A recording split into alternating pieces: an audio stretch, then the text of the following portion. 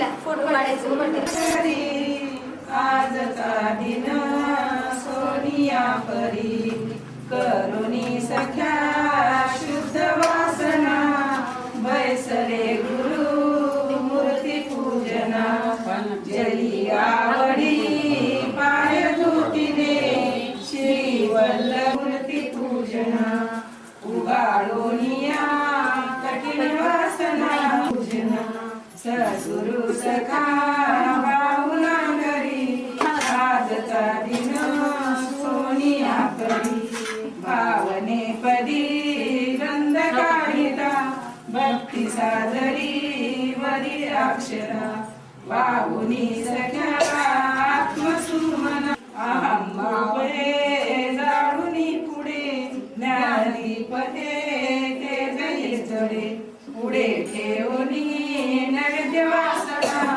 आजचा दिना सोनिया परी सत्य तो विडा आरतीला भल्या स्वामीच्या मुखी शुद्ध रंगला पुढे ठेवणी जीवन क्षणा बैसले गुरु राती कायमी वर्णू तुझी आगुणा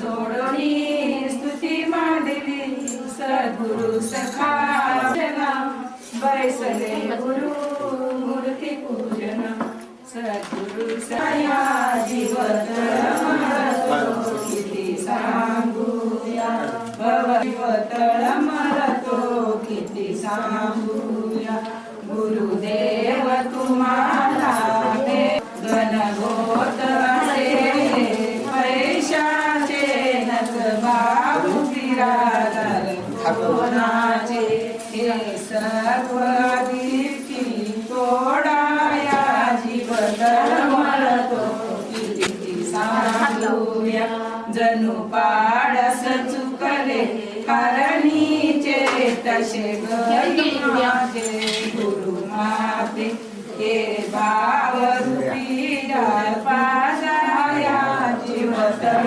मळतो किती सांगूया गुरुदेव तुम्हाला भेटाया जीवतळ मळतो किती गुरुराया वाचव्या तत्वाचे दीपक लावूनिया ओ वाळू आरती सद्गुरुराया निराकाराची वस्तू कैसी आकाराने प्रचंड सद्गुणाची काया बसवली सद्गुरु चूडामणी महाराज की जय रेणुकांबा माता की जय सर्वसंतन की जय माता पिता की जय लक्ष्मी रमण गोविंदा रमण गोविंदा त्रिपुर सुंदर जय नमः श्री सीतारामचंद्राभ्यां नमः श्री सांब सदा शिवाय नमः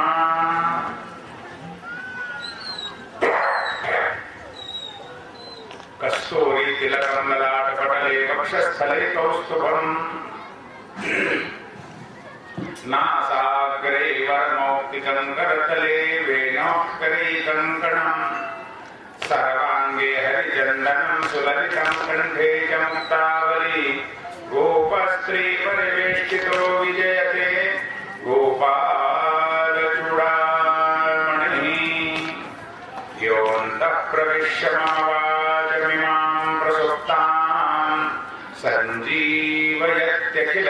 सञ्जीवयत्यखिलशक्तिधरस्वधाम्ना अन्यांश्च हस्तचरणश्रवणत्वगादीन् प्राणान् नमो भगवते पुरुषाय तुभ्यम् वन्दे नन्दप्रजस्त्रीणां पादरेणुमभीक्ष्णशः यासां हरिकथोद्गीतं पुनाति भुवनत्रयम् शान्ताकारं भुजगशयनं पद्मनाभं सुरेशं विश्व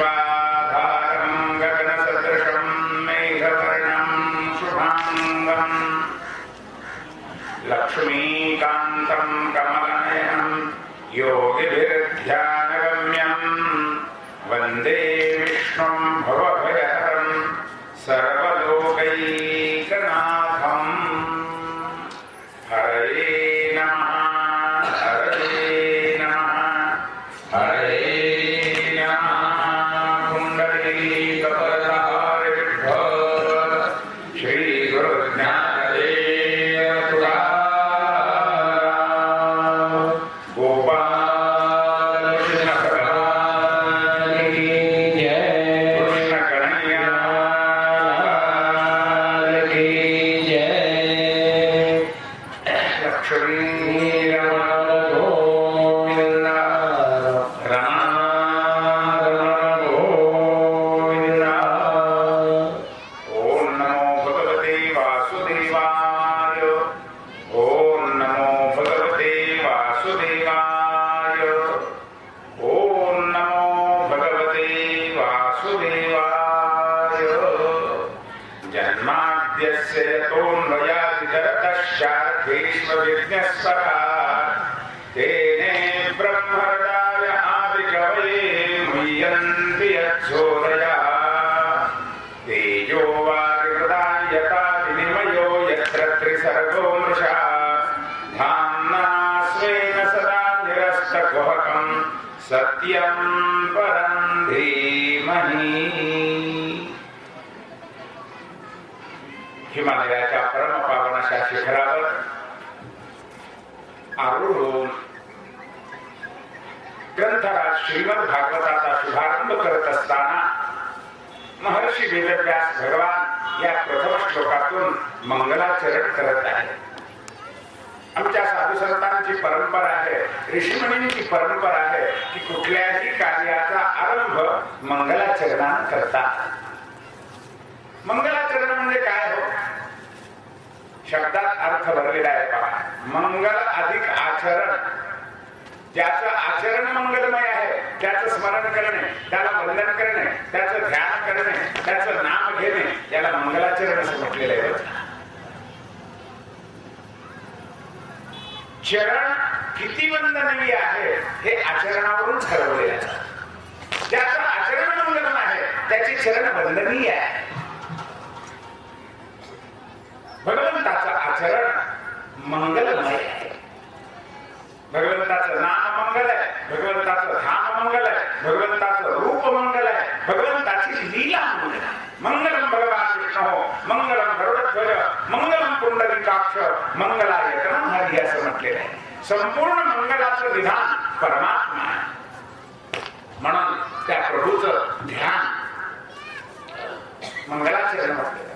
व्यास महाराज म्हणतात मी त्या भगवंताला साष्टांग वंदन करतो, मी त्या देवाचं हृदयामध्ये ध्यान करतो. सत्यं परं धीमहि. तो परमात्मा कसा आहे? या अनंत ब्रह्मांडाची उत्पत्ती ज्याच्यापासून झालेली आहे, या जगताचं परिपालन जो करतो आणि शेवटी जगताचा लयही त्याच्या ठिकाणी होतो, अशा प्रकारे सृष्टीचा करता हरता आणि भरता झालेला मायेच्या पर माया ज्याची दासी आहे आणि ब्रह्मादिक देवाला ज्याच्या कृपेनं वेदाचं ज्ञान प्राप्त झालेलं आहे, असा सर्वांचा मूळ आदी असलेला सत्य स्वरूप सच्चिदानंद रूप असलेल्या त्या परमात्म्याला माझा साष्टांग नमस्कार. मी त्या प्रभूचं ध्यान करतो. व्यास महाराज म्हणतात परमात्माचे ध्यान अत्यंत आवश्यक आहे. बरं का? ध्यान तर तुम्ही आम्ही करतो, ध्यान तर संतही करतात, पण तुमचं आमचं ध्यान साधारणतः घर दार पती पत्नी पुत्र मित्र कलत्र सत्ता संपत्ती या नाशक्या कुचक्या पदार्थाचं असत्य दुःखात्मक जगताचं ध्यान तुम्ही आम्ही करतो. संत या अशा नाशक्या पदार्थाचं कधीच ध्यान करत नाही. संत परमात्म्याचं ध्यान करतात, भगवंताचं ध्यान करतात. ध्यान करण्याला एक परमात्मा आहे. कारण भगवंताचं ध्यान केलं तर आमचं मन पवित्र होतं, मन शुद्ध होतं. आणि या बाकीच्या विषयाचं ध्यान केलं तर मन चंचल बनतं, मन बिघडतं, मन विकृत बनतं. थोडा विचार करा. आम्ही जेव्हा जन्मलो होतो, लहान बालक होतो, तेव्हा आमचं मन पवित्र होतं की नाही? अगदी गंगेच्या पाण्यासारखं पवित्र होतं बरं का मन, अतिशय पवित्र होतं. पण ते पवित्र मन अपवित्र केव्हा झालं? जसं जसं वय वाढेल आणि विषयाची ध्यान, विषयाचं वासना जशी जशी मनात येऊ लागली ना, तसं तसं मन बिघडत गेलंय. अर्थात विषयाच्या ध्यानानं मन बिघडतं आणि परमात्म्याच्या ध्यानानं बिघडलेलं मन सुधारतं. म्हणजे संतांनी म्हटलंय, तयाच्या चिंतने करतील दोष.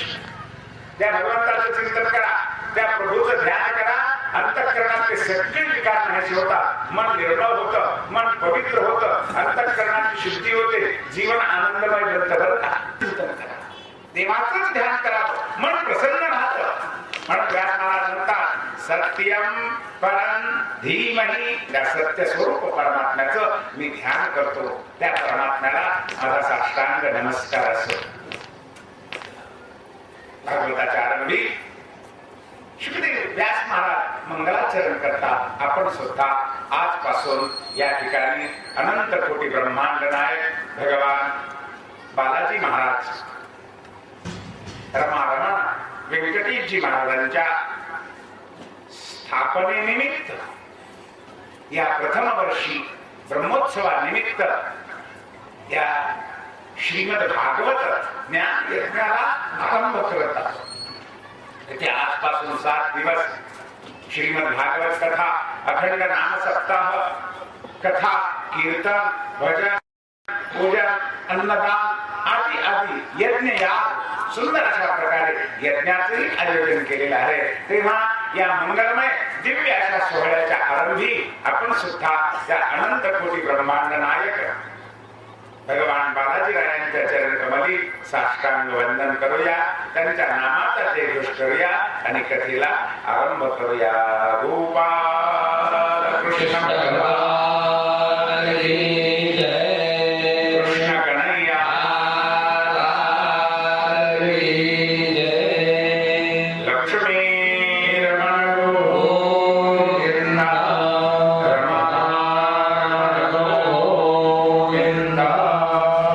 धर्मप्रोचितकैकवोत्र परमो निर्मत्सराणां सतां वेद्यं वास्तवमत्र वस्तु शिवं तापत्रयोन्मूलनम्.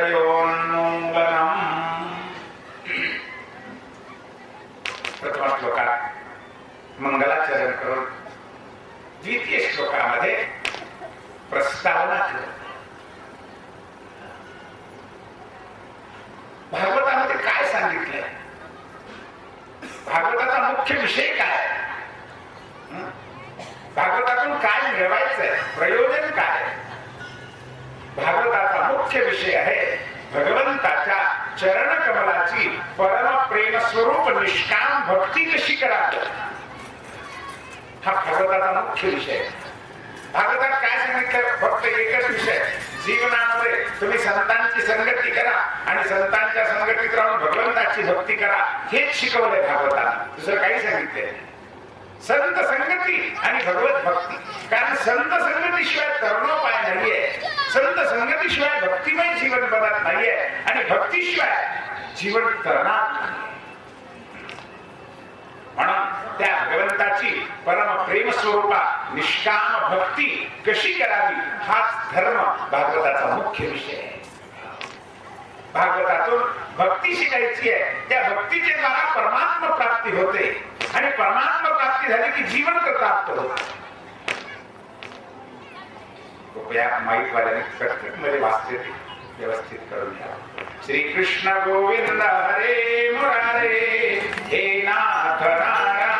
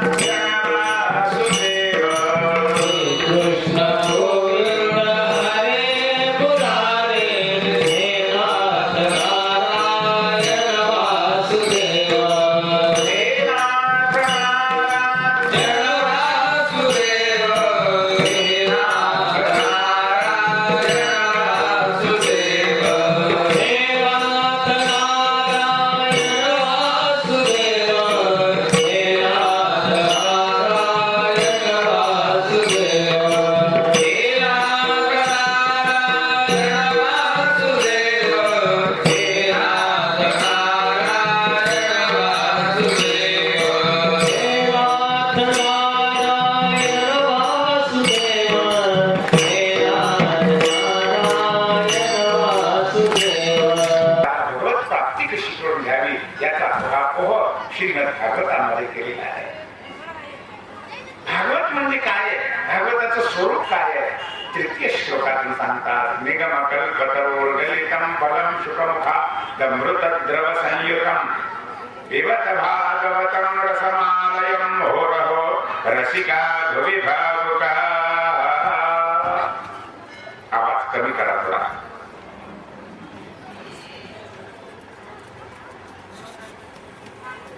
वेदरूपी कल्पतरूचं फळ म्हणजे श्रीमद भागवत आहे.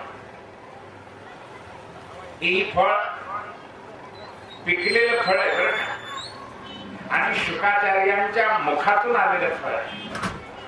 शुकमुखात अमृत द्रव संयुतम, अत्यंत गोड मधुराति मधुर अशा प्रकारचं फळ आहे. जगाच्या पाठीवर श्रीमद भागवतासारखं मधुर, भगवंताच्या कथेसारखं गोड असं जगाच्या पाठीवर काही नाही बरं का. सगळ्यात गोड जर काही असेल तर भगवंताची कथा गोड आहे. आमच्या संतांनी म्हटले, अमृता होणे गोड नाम तुझे देवा. सगळ्यात गोड जर काही असेल तर अमृत आहे, आणि त्या अमृतापेक्षा गोड जर काही असेल तर भगवंताचं नाम, भगवंताची कथा गोड आहे महाराज. असं अत्यंत मधुराति मधुर असलेलं चरित्ररूपी फळ म्हणजे श्रीमद भागवत आहे. या फळाला शुकाचं मुख लागलेलं आहे, शुकमुखातून हे फळ आलेलं आहे, अत्यंत गोड आहे. म्हणून या पृथ्वी तलावरच्या भाविक जन हो, भक्त जन हो, रसिक जन हो, तुम्ही निरंतर श्रीमद भागवताचा आस्वाद घ्या, रसपान करा, भगवंताची कथा ऐकत राहा. राम कथा ऐका, कृष्ण कथा ऐका, शिवकथा ऐका, संतांची कथा ऐका, भगवंताचं चरित्र ऐका. जीवन कथा अत्यंत पावन अशी मधुराति मधुर भगवंताची कथा आहे. म्हणून मरण पर्यंत श्रीमंत सज्जन हो, जीवनाच्या अंतिम श्वासापर्यंत तुम्ही श्रीमद भागवत ऐका. मोक्ष पर्यंत श्रीमद भागवताची कथा ऐका. हॅलो, व्यास महाराज सांगतात. आणि येणेप्रमाणे कुठं? प्रस्तावनादी करून कथेला आरंभ करतात. नाही हो, इथे जळकोटला मी शूटिंगला. निमिषा क्षेत्रे ऋषय शौनकादयः सत्रम स्वर्गाय लोकाय सहस्र सममासतो. नैमिष अरण्यामध्ये अनिमिष क्षेत्राचे ठिकाणी 88,000 ऋषी मुनी एकत्र जमा झाले. कशा करता?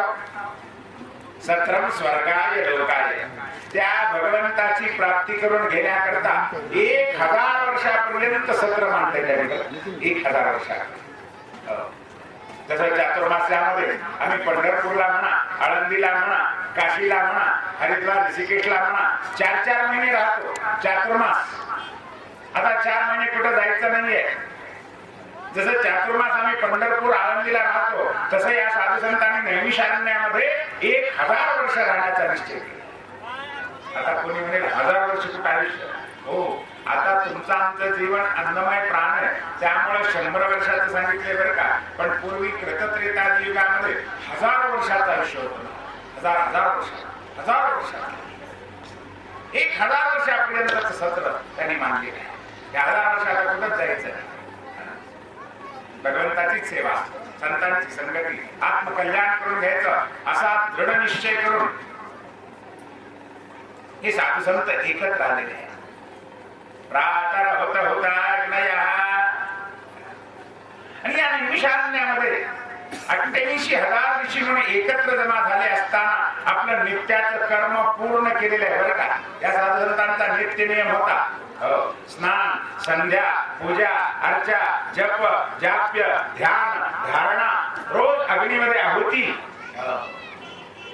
काहीतरी नियम असावा लागतो बरं का. हे सगळे नियम कोणा करतायत? हो, तुमच्या आमच्या करताय, मानवा करताय. जनावराला काही नियम आहे का? म्हशीचा काही नियम आहे का? स्नान झाल्याशिवाय, देवाचं दर्शन घेतल्याशिवाय मी कडबा खाणार नाही असं कोणत्या म्हशीने नियम केला का? एखाद्या कावळा चिमणीचा नियम आहे का? बालाजीचं दर्शन घेतल्याशिवाय आम्ही अन्न पाणी घेणार नाही ना. चिमणीला किंवा कावळ्याला नियम नाहीये, कोल्याला किंवा कुत्र्याला नियम नाहीये, कुत्र्या मांजराला नियम नाहीये, गाई म्हशीला नियम तुमच्या आमच्या करताय, नियम मानवा करताय. म्हणून ज्याचं जीवन नियमरहित आहे त्याचं जीवन आणि पशुचे जीवन सारखंच आहे. म्हणून माणसाला काहीतरी नियम पाळले पाहिजे. रोज स्नान झाल्यानंतर मी देवाचं दर्शन घेईन, 5 वेळा ज्ञानेश्वरी वाचेन, हरिपाठ म्हणेन, 1 माळ देवाच्या नामाचा जप करीन, आई वडिलांना नमस्कार करेन आणि मगच मी अन्न करेन. काहीतरी नियम असला पाहिजे. ज्याच्या जीवनात नियम नाही त्याच्या जीवनात आणि पशुच्या जीवनात फरकच नाहीये. ते पशुतुल्य जीवन आहे. म्हणून नियम काहीतरी असावा. या साधू संतांचा नियम आहे. रोज स्नान झालं की देवाची पूजा करतात, जपजाप्य करतात, अग्नीमध्ये आहुती देतात. यज्ञयाग पूर्वी आमच्या भारतामध्ये प्रत्येक हिंदूच्या घरात अग्नीची उपासना होती बरं का. अजूनही आमच्या मायमाऊल्या ही परंपरा खेड्यापाड्यातून चालू आहे. भात शिजला की पहिले 2 शीत माऊली काढते की चुलीमध्ये टाकते. पण दुर्दैव की आता चुलीच बंद झाल्या, त्या गॅसच्या शेगड्या निघाल्या. कुठं टाकावं प्रश्नच आहे. अजूनही खेड्यामध्ये अग्नीची उपासना आहे. शेतकरी जेव्हा हुरडा खायला जातो, हुरडा भाजल्यानंतर पहिला घास तोंडात टाकतो का हो? हाडाचा शेतकरी असेल तर कधीच टाकत नाही. पहिला घास आधी अग्नीमध्ये टाकतो, दाही दिशेला टाकतो आणि मग आपण खातो. अग्नीची उपासना पूर्वीपासून चालत आलेली आहे. अनादी काळापासून ही अग्नीची उपासना आहे. आमच्या भारतामध्ये प्रत्येक हिंदूच्या घरात अग्नीची उपासना आहे. प्रातर होता होता नयहा या साधू संतांनी ऋषीमुनींनी अग्नीमध्ये आहुती दिलेली आहे. अग्नीची उपासना, देवाची उपासना, गायीला गोग्रास दिला, गायीचं दर्शन वगैरे घेतलेलं आहे आणि आता जप जाप्य आपलं नित्य कर्म जे आहे ते पूर्ण केलं बरं का. आता थोडा वेळ शिल्लक राहिला. वेळ शिल्लक राहिल्यास काय करावं? काय करायचं? लाईट असलं तर बटन दाबावं, एखादं सिरियल पाहावं, नाहीतर नाटक सिनेमा तरी पाहावं, चित्रहार विचित्रहार काहीतरी पाहावं. आम्ही काय करतो? हेच करतो ना. आज बहुतेक शिकलेल्या लोकांच्या आयुष्याचा बराचसा काळ या सिरियल पाहण्यामध्ये वाया चाललाय. मला व्यर्थ आयुष्य घालवत नको त्या आणि खराब दृश्य पाहण्यामध्ये आमचं आयुष्य चाललेलं आहे, बर्बाद होत आहे. आम्ही काय करतो? थोडा वेळ शिल्लक राहिला, कुठेतरी चव्हाट्यावर बसायचं, याची टिंगल कर, त्याची टिंगल कर, याची निंदा, त्याची नालस्ती, काहीतरी निंदा नालस्ती टिंगल करण्यामध्ये किंवा त्या टीव्ही सिनेमा पाहण्यामध्ये किंवा प्रत्येक कुठे बसण्यामध्ये आणि आयुष्याचा व्यर्थ वेळ वाया घालवतो. संत सांगतात, सज्जनो असा वेळ वाया घालवू नका. आयुष्याचा वेळ सार्थकी लागावा याकरता तुम्ही काय करा? काळ सारावा चिंतने. तुमचे संत सांगतात भगवंताच्या चिंतनात काळ घालावा. आणि जेवढा आम्ही चिंतनात काळ घालू तेवढाच काळ आमच्या आणि मापात बसतो बरं का. बाकी व्यर्थ घालवलेला काळ वाया गेला समजा. म्हणून आयुष्यामध्ये थोडा जरी वेळ मिळाला तरी त्या वेळेचा सदुपयोग करा. थोडा वेळ मिळाला सद्ग्रंथाचं वाचन करा, ज्ञानेश्वरी वाचा, दासबोध वाचा, गाथा वाचा, भागवत वाचा, रामायण वाचा, महाभारत वाचा. अरे थोडाही वेळ मिळाला, वाचायला येत नाही, माळ घेऊन नामस्मरण करत बसा. थोडं देवाचं ध्यान करा, मन शांत करण्याचा प्रयत्न करा, संतांची संगती करा. जीवनामध्ये थोडा जरी वेळ मिळाला तरी त्याचा सदुपयोग करावा. साधू संत आपलं आयुष्य फुकट कधी घालवत नाहीये, व्यर्थ वाया घालवत नाहीये. अशा प्रकारे या साधू संतांनी विचार केला की आता आपल्याला थोडा वेळ आहे. रोजचं कर्म तर स्नान संध्या जप जाप्य होम हवन वगैरे सगळं झालंय. आता थोडा वेळ शिल्लक आहे, काय करावं आपण? चला नाही एखाद्या संतांच्या संगतीत राहूया. आणि म्हणून व्यासांची शिष्य सूत म्हणून पुराण बघतायत बरं का. 18 पुराण ज्यांना मुखोद्गत आहे, मोठे सुंदर सुंदर कथा सांगणारे आहेत, त्या सूत मुनींच्या चरणाजवळ येतात आणि अत्यंत प्रेमानं सूतांचं अभिवादन करून शौनकादिक ऋषी सूत मुनींची प्रार्थना करतात. सूता त्वया खलु पुराणानि सेतिहासानि जानघ आख्यातान्यप्यधीतानि धर्मशास्त्राणि अन्यतो. वा सूता, तुम्ही धन्य आहात, तुमचं जीवन धन्य आहे. कारण व्यासासारख्या महापुरुषांची कृपा तुमच्यावर झालेली आहे. अहो तेच मानवी जीवन धन्य आहे ज्या जीवनावर संतांची कृपा, सद्गुरूंची कृपा होते. तुम्ही धन्य आहात स्वतः. तुम्हाला धर्मशास्त्राचं ज्ञान आहे, वेदाचं ज्ञान आहे, धर्मशास्त्राचं ज्ञान आहे, इतिहास ग्रंथाचं ज्ञान आहे, पुराणांचं ज्ञान आहे. तेव्हा तुम्ही काय करा? आपल्या बुद्धी कौशल्याच्या द्वारा सगळ्या शास्त्राचं, पुराणाचं, मानवी जीवनाचं सार काढून तुम्ही आम्हाला सांगा. हे सुद्धा या कलियुगामध्ये, आता कलियुग येत आहे, या कलियुगामध्ये आधीच तर मनुष्याचं आयुष्य कमी आहे, अल्प आयुष्य. बरं त्या अल्प आयुष्यामध्ये बुद्धी सुद्धा अल्प आहे. बरं त्या अल्प आयुष्यामध्ये किती कटकटी आहेत, संसाराच्या कटकटी, नाना प्रकारचा व्याप, अधिभौतिकता, अधिदैविकता, आध्यात्मिकता, नाना प्रकार. अरे अरे अरे वेळच मिळत नाहीये. कदाच थोडा वेळ काढला तर अफाट ग्रंथ एवढे आहेत की कोणते ग्रंथ वाचावे हेच कळत नाहीये. अहो ग्रंथ तर वाचन सोडून द्या, पण नुसते ग्रंथाचे नाव वाचायचे म्हटलं तर आयुष्य पुरणार नाही महाराज. एवढे ग्रंथ आहेत बरं का जगामध्ये. बर सगळे ग्रंथ वाचले तर अर्थ समजलच असं काही नाहीये. आम्हाला बुद्धी कमी झाल्यामुळे अर्थ समजत नाही. आता भागवत वाचलं, रामायण वाचलं, भगवद्गीता वाचली, अर्थ कळतो का हो? नाही कळत. म्हणून तर देवानी संतांचा अवतार घेतला, माऊलीचा अवतार घेतला आणि त्या गीतेवर पुन्हा संस्कृत मध्ये गीता, पुन्हा प्राकृत मध्ये मराठीमध्ये ओव्या दिल्या. पण दुर्दैव एवढे बुद्धी अल्प एवढी झाली की त्या ओव्या वाचून सुद्धा समजत नाही, अल्पमती झाली. तेव्हा आमच्या अल्पमतीला समजेल असं आणि तुम्ही सगळ्या शास्त्राचं, पुराणाचं आणि जीवनाचं सार काढून सांगा, सोप्या भाषेमध्ये सांगा, आमचा उद्धार कसा होईल सांगा. हे सुद्धा कृपा करा. आम्ही मानवी देह प्राप्त झाला असताना काय करावं, जे केलं असताना आम्ही जन्ममरणातून मुक्त होऊ असा बोध तुम्ही आम्हाला करा. मनुष्य देह प्राप्त झाला असताना मनुष्याचं कर्तव्य काय ते आम्हाला सांगा. आम्ही असं ऐकलंय की भगवंतांनी या सृष्टीची निर्मिती करून कृष्ण नावाचा अवतार घेतला आणि त्या कृष्ण अवतारामध्ये गोड गोड लीला केल्या. तेव्हा त्या कृष्ण अवताराच्या लीला काय आम्हाला विस्तारपूर्वक ऐकायच्या आहे. तेव्हा कृष्ण कथा सांगा, आम्हाला भागवत सांगा, आम्हाला प्रभूचं चरित्र सांगा, आम्हाला आमच्या जीवनाचा उद्धार कशामध्ये आहे सांगा. आम्ही काय केलं पाहिजे, आमचा परम धर्म काय, मानवी शरीर प्राप्त झाला असताना मनुष्याला काय करावं ते कृपा करून सांगा. स्वतः आज भगवंताची कृपा झाली आमच्यावर म्हणून तुमच्यासारख्या साधू पुरुषाचं दर्शन झालं बरं का. नाहीतर संतांची भेट होणं इतकं सोपं का हो? बहु अवघड आहे संत भेटी, परी जगजेठी करुणा केली. संतांनीच म्हटले.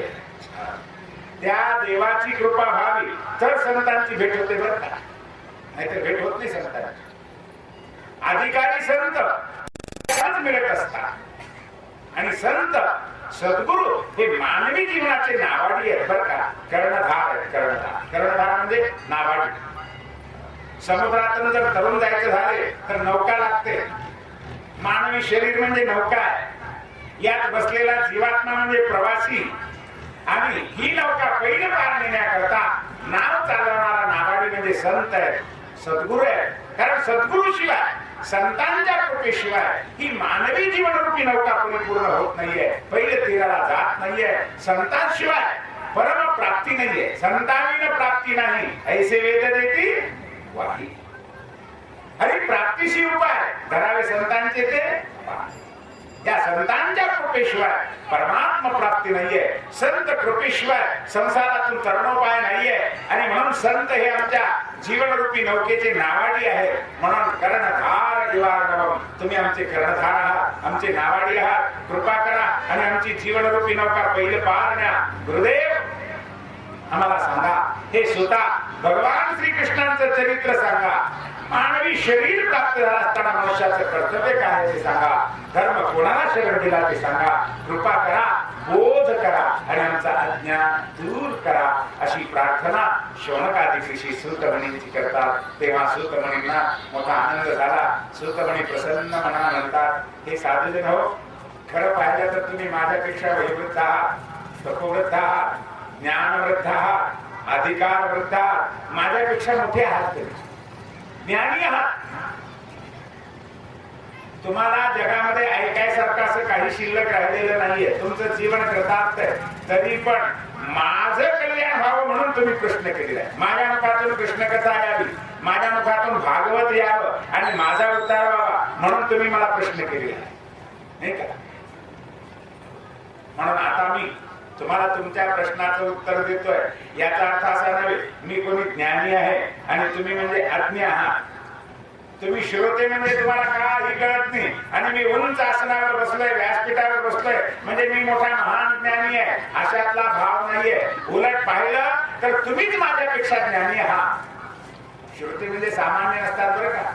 माऊलींच्या भाषेत सांगायचं झालं तर माऊली वर्णन करतात, प्रभू तुम्ही महेशांच्या मूर्ती. श्रोते म्हणजे साक्षात भगवान शंकर स्वरूप असतात. श्रोते म्हणजे ज्ञानाचे सागर आहे. सूतमुनी म्हणतात. म्हणून मी तुम्हाला आता जे काही बोलणार आहे ना, तो बोध म्हणून, उपदेश म्हणून नव्हे, तर माझा उद्धार व्हावा म्हणून मी आता कृष्ण कथा मुखाने बदणार. कारण का, तर असं संतांनी म्हटलंय की कृष्ण कथेचा जर उच्चार केला, कृष्ण नामाचा जर उच्चार केला तर वाणी पवित्र होते, मन पवित्र होतं, जीवन कृतार्थ होतं. महाराज आमच्या संतांनी म्हटलंय, पवित्र तो देह वाणी पुण्यवंत, जो दे अच्युत सर्व का. तो देह पवित्र आहे, ती वाणी पुण्यवंत आहे. ज्या वाणीतून भगवंताचं नाम, ज्या वाणीतून भगवंताची कथा गायल्या जाते ना, ती वाणी पवित्र होते, तो देह पवित्र होतो. म्हणून आता मी माझ्या वाणीला पवित्र करण्याकरता, मी माझ्या हृदयाला शुद्ध करण्याकरता, मी माझा देह, मी माझं जीवन कृतार्थ करण्याकरता आता भागवत सांगणार आहे. तुम्ही सुद्धा सावधानतया शृणो, शांत चित्ताने कथा ऐका. म्हणजे जसं मी कथा सांगितल्यामुळे माझी वाणी आणि मन पवित्र होणार आहे, तसं तुम्ही कथा ऐकल्यामुळे तुमचे कान आणि मन पवित्र होणार आहे. तुमच्या कानातून ती कथा मनामध्ये शिरणार, त्यामुळे तुमचे कानही पवित्र होणार आहे आणि मनही पवित्र होणार. वक्त्याची वाणी आणि मन पवित्र होतं, तर श्रोत्याचे कान आणि मन पवित्र होतात. म्हणून तुम्ही सुद्धा सावधानतया शृणो, सावधान चित्ताने ऐका, शांत चित्ताने कथा ऐका, मन लावून कथा ऐका, प्रेमानं कथा ऐका, कथईक चित्त होऊन कथा ऐका. कथा ऐकत असताना माणसानं अहंकाराचा त्याग करावा बरं का. मी कोणी श्रीमंत आहे, मी कोणी वृद्धाचार्य आहे, मी कोणी सत्ताधीश आहे, मी कोणी ज्ञानी आहे, मी कोणी मोठा आहे, हा अहंकाराचा भाव सोडून भगवंताच्या समोर मी एक दास असा भाव ठेवा. निरहंकार भाव असा, अहंकाराचा त्याग करून कथा ऐकावी, श्रद्धेनं कथा ऐकावी, प्रेमानं कथा ऐकावी. कथा ऐकत असताना भगवंताचं नाम घ्यावं. कथा ऐकत असताना बडबड करू नये, अवाक्षर शब्द सुद्धा बोलू नये बरं का. बोलणं महापाप आहे कथा चालली असताना. आम्ही जर बरोबर केली, आमची तर कथा जाते, पण आमच्या बरोबर 4-5 लोकांचं चित्त वेगळं होतं ना, तो दोष आहे, ते पाप आहे. म्हणून कथा चालली असताना बडबड करू नये. कथा चालली असताना चित्ताला व्यग्रता येऊ देऊ नये. एकाग्र चित्तानं कथा ऐकावी, शांत चित्तानं कथा ऐकावी, श्रद्धायुक्त अंतःकरणानं कथा ऐकावी, अहंकाराचा त्याग करून कथा ऐकावी. विरह का तर आजुहाव उत्तरीत तन्मयतया तरवो विनेदो तम सर्वभूतहृदयं मुनिमानतोस्मि. आता त्या साधू संतांच्या प्रश्नाला उत्तर सूत मुनी देत आहे. तेव्हा पहिल्यांदा हृदयामध्ये श्री गुरूंच्या चरणांचं स्मरण केलेलं आहे. माझे गुरुदेव शुकाचार्य महाराज, भागवत शुकाचार्यांनी जगाला सांगितलेलं आहे आणि त्या शुकाचार्यांचं ध्यान हृदयामध्ये सूत मुनी करतात. काय सांगू माझ्या श्री गुरूंचा अधिकार. ते साधूजन हो, जन्माला आल्याबरोबर संसार हा असा आहे असं जाणून त्यांनी सर्वस्वाचा त्याग केला आणि अरण्यामध्ये निघालेले. घरदार सोडलं, माता पिता सोडले आणि अरण्यामध्ये निघालेले. अरण्यामध्ये जात असताना व्यास महाराजांना, पिताश्रींना वाटतंय आपला पुत्र आपल्या जवळ राहावा, त्याला थोडं लाड करावे, पोट कौतुक करावं, लहानाचं मोठं करावं. कुठल्याही आई वडिलांना असंच वाटतं, व्यास महाराजांना सुद्धा वाटतंय. आणि म्हणून जन्माला आल्याबरोबर ते पोरग लागलीच निघाले अरण्याचा रस्ता धरते हे पाहून व्यास महाराज मागे मागे धावतात. ए बाळा, ए बाळा, अरे थांब ना, मला तुझ्याकडे पाहू दे, जरा तुझा लाड कौतुक करू दे, मला तुला लहानाचा मोठा करायचा आहे, थांब माझ्याजवळ. पण ती लेकरू ऐकायला तयार नाही. महाराज जन्माला की लागलीच बाहेर पडलेले आहे आणि यदृच्छाला भगवंताच्या इच्छेनं अरण्याचा रस्ता धरलेला आहे. मागे मागे व्यास महाराज, ए बाळा, ए बाळा, ए शुका, ए शुका हाक मारत आहे. तेव्हा झाडं, फोडं, वृक्ष, लता आदी आणि प्रत्येकाच्या मुखातून ओ ओ असा ध्वनी. एक शुका म्हटलं की सगळीकडून ओ ओ ध्वनी आला. पशु पक्ष्याच्या मुखातून, झाडा खोडातून ओ ओ असा ध्वनी येत आहे. कारण का तर या कणामध्ये, कोणामध्ये, गगनामध्ये, मातीमध्ये, कणामध्ये परमात्मा व्यापलेला आहे आणि त्या परमात्म्याचं रूप शुकदेवांना प्राप्त झालेलं आहे. शुकाचार्य आणि परमात्मा यात भेदच राहिला नाहीये. सगुण साकार ब्रह्म म्हणजे शुकदेव आहे महाराज. चालतं बोलतं ब्रह्म म्हणजे शुकदेव आहे. आणि त्यामुळं त्यांना हाक मारली की सगळीनच कडूनच ओ ओ असा ध्वनी येत आहे. असं सर्वांतर्यामी परमात्मा रूप ज्यांना प्राप्त झालेलं आहे असे साक्षात भगवत रूप असलेल्या माझ्या गुरुदेव शुकाचार्यांना माझा साष्टांग नमस्कार असतो. अहो काय सांगू माझ्या श्री गुरूंचा अधिकार. अरे यस्मानुभाव केला श्रुती सारमेक मध्यात्मदीपमति तीर्षतांतमंदम संसारिणां करुणयाः पुराण गुह्यं तं व्याससोनमुपयामि गुरुं मुनीनां. अहो ज्यांनी सगळ्या वेदाचं सार स्वतःला अनुभवाला आलेलं शास्त्राचं सार असलेलं आणि अज्ञान रूपी अंधकाराचा नाश करणारं ज्ञान स्वरूप असणारं श्रीमद भागवत ज्यांनी जगाला दिलं. शुकाचार्यांनी भागवत सांगितले जगाला दिलेलं आहे. का दिलं हो? राजा परीक्षितीचे निमित्त करून शुकदेवजी भागवत सांगतात. का सांगतात हो? आम्ही का सांगतो किंवा जगातले सांगणारे भागवतकार का सांगतात? शुकदेवांनी का सांगितलं भागवत? संसारिणां करुणयाः पुराण गुह्यं. सूतमुनी म्हणतात केवळ या जगातल्या संसारी तुम्हा आम्हा जीवाकडे पाहिल्यानंतर शुकदेवांना वाईट वाटलं. अरे अरे अरे हे लोक केवळ पाप कर्म करत आहेत, स्वार्थानं जगत आहेत. मी आणि माझं कुटुंब, मी आणि माझी बायको, मी आणि माझी मुलं बाळ, मी आणि माझं कुटुंब, खा प्या आणि मजा करा, लोकांचे गळे दाबा पण स्वतःच्या पोटाची गाळ भरा, अधर्म करा, अन्याय करा, पाप करा, वाटेल ते करा, अनितीनं वागा, भ्रष्टाचार करा, अनाचार करा, दुराचार करा, स्वैराचार करा, पण स्वतःच्या पोटाची गाळ भरा. याशिवाय आमच्या जीवनात तत्वज्ञानच काही राहिलेले नाही. जगामध्ये केवळ स्वार्थ स्वार्थ स्वार्थ वाढलेला आहे आणि पाप कर्म करत आहेत आणि नरकात खितपत पडलेले आहेत आणि ते तुमचं आमचं नरकामध्ये दुःख भोगत असलेले दुःख पाहून शुकदेवांच्या हृदयाला वेदना होते, व्याकुळ होते हृदय. अहो संत त्याला म्हणावं जो दुसऱ्याच्या दुःखानं दुःखी होतो त्याचं नाव संत. दुसऱ्याच्या सुखानं सुखी होतो त्याला संत म्हणावं. व्यवहारामध्ये आमचं घर पडलंय, आमचं घर गळकय, त्याबद्दल आम्हाला कधी दुःख होत नाही बरं का, पण शेजाऱ्यानं बंगला बांधला की मग मात्र जळफळाट सुरू. म्हणजे दुसऱ्याचं सुख आम्हाला पाहतच नाही.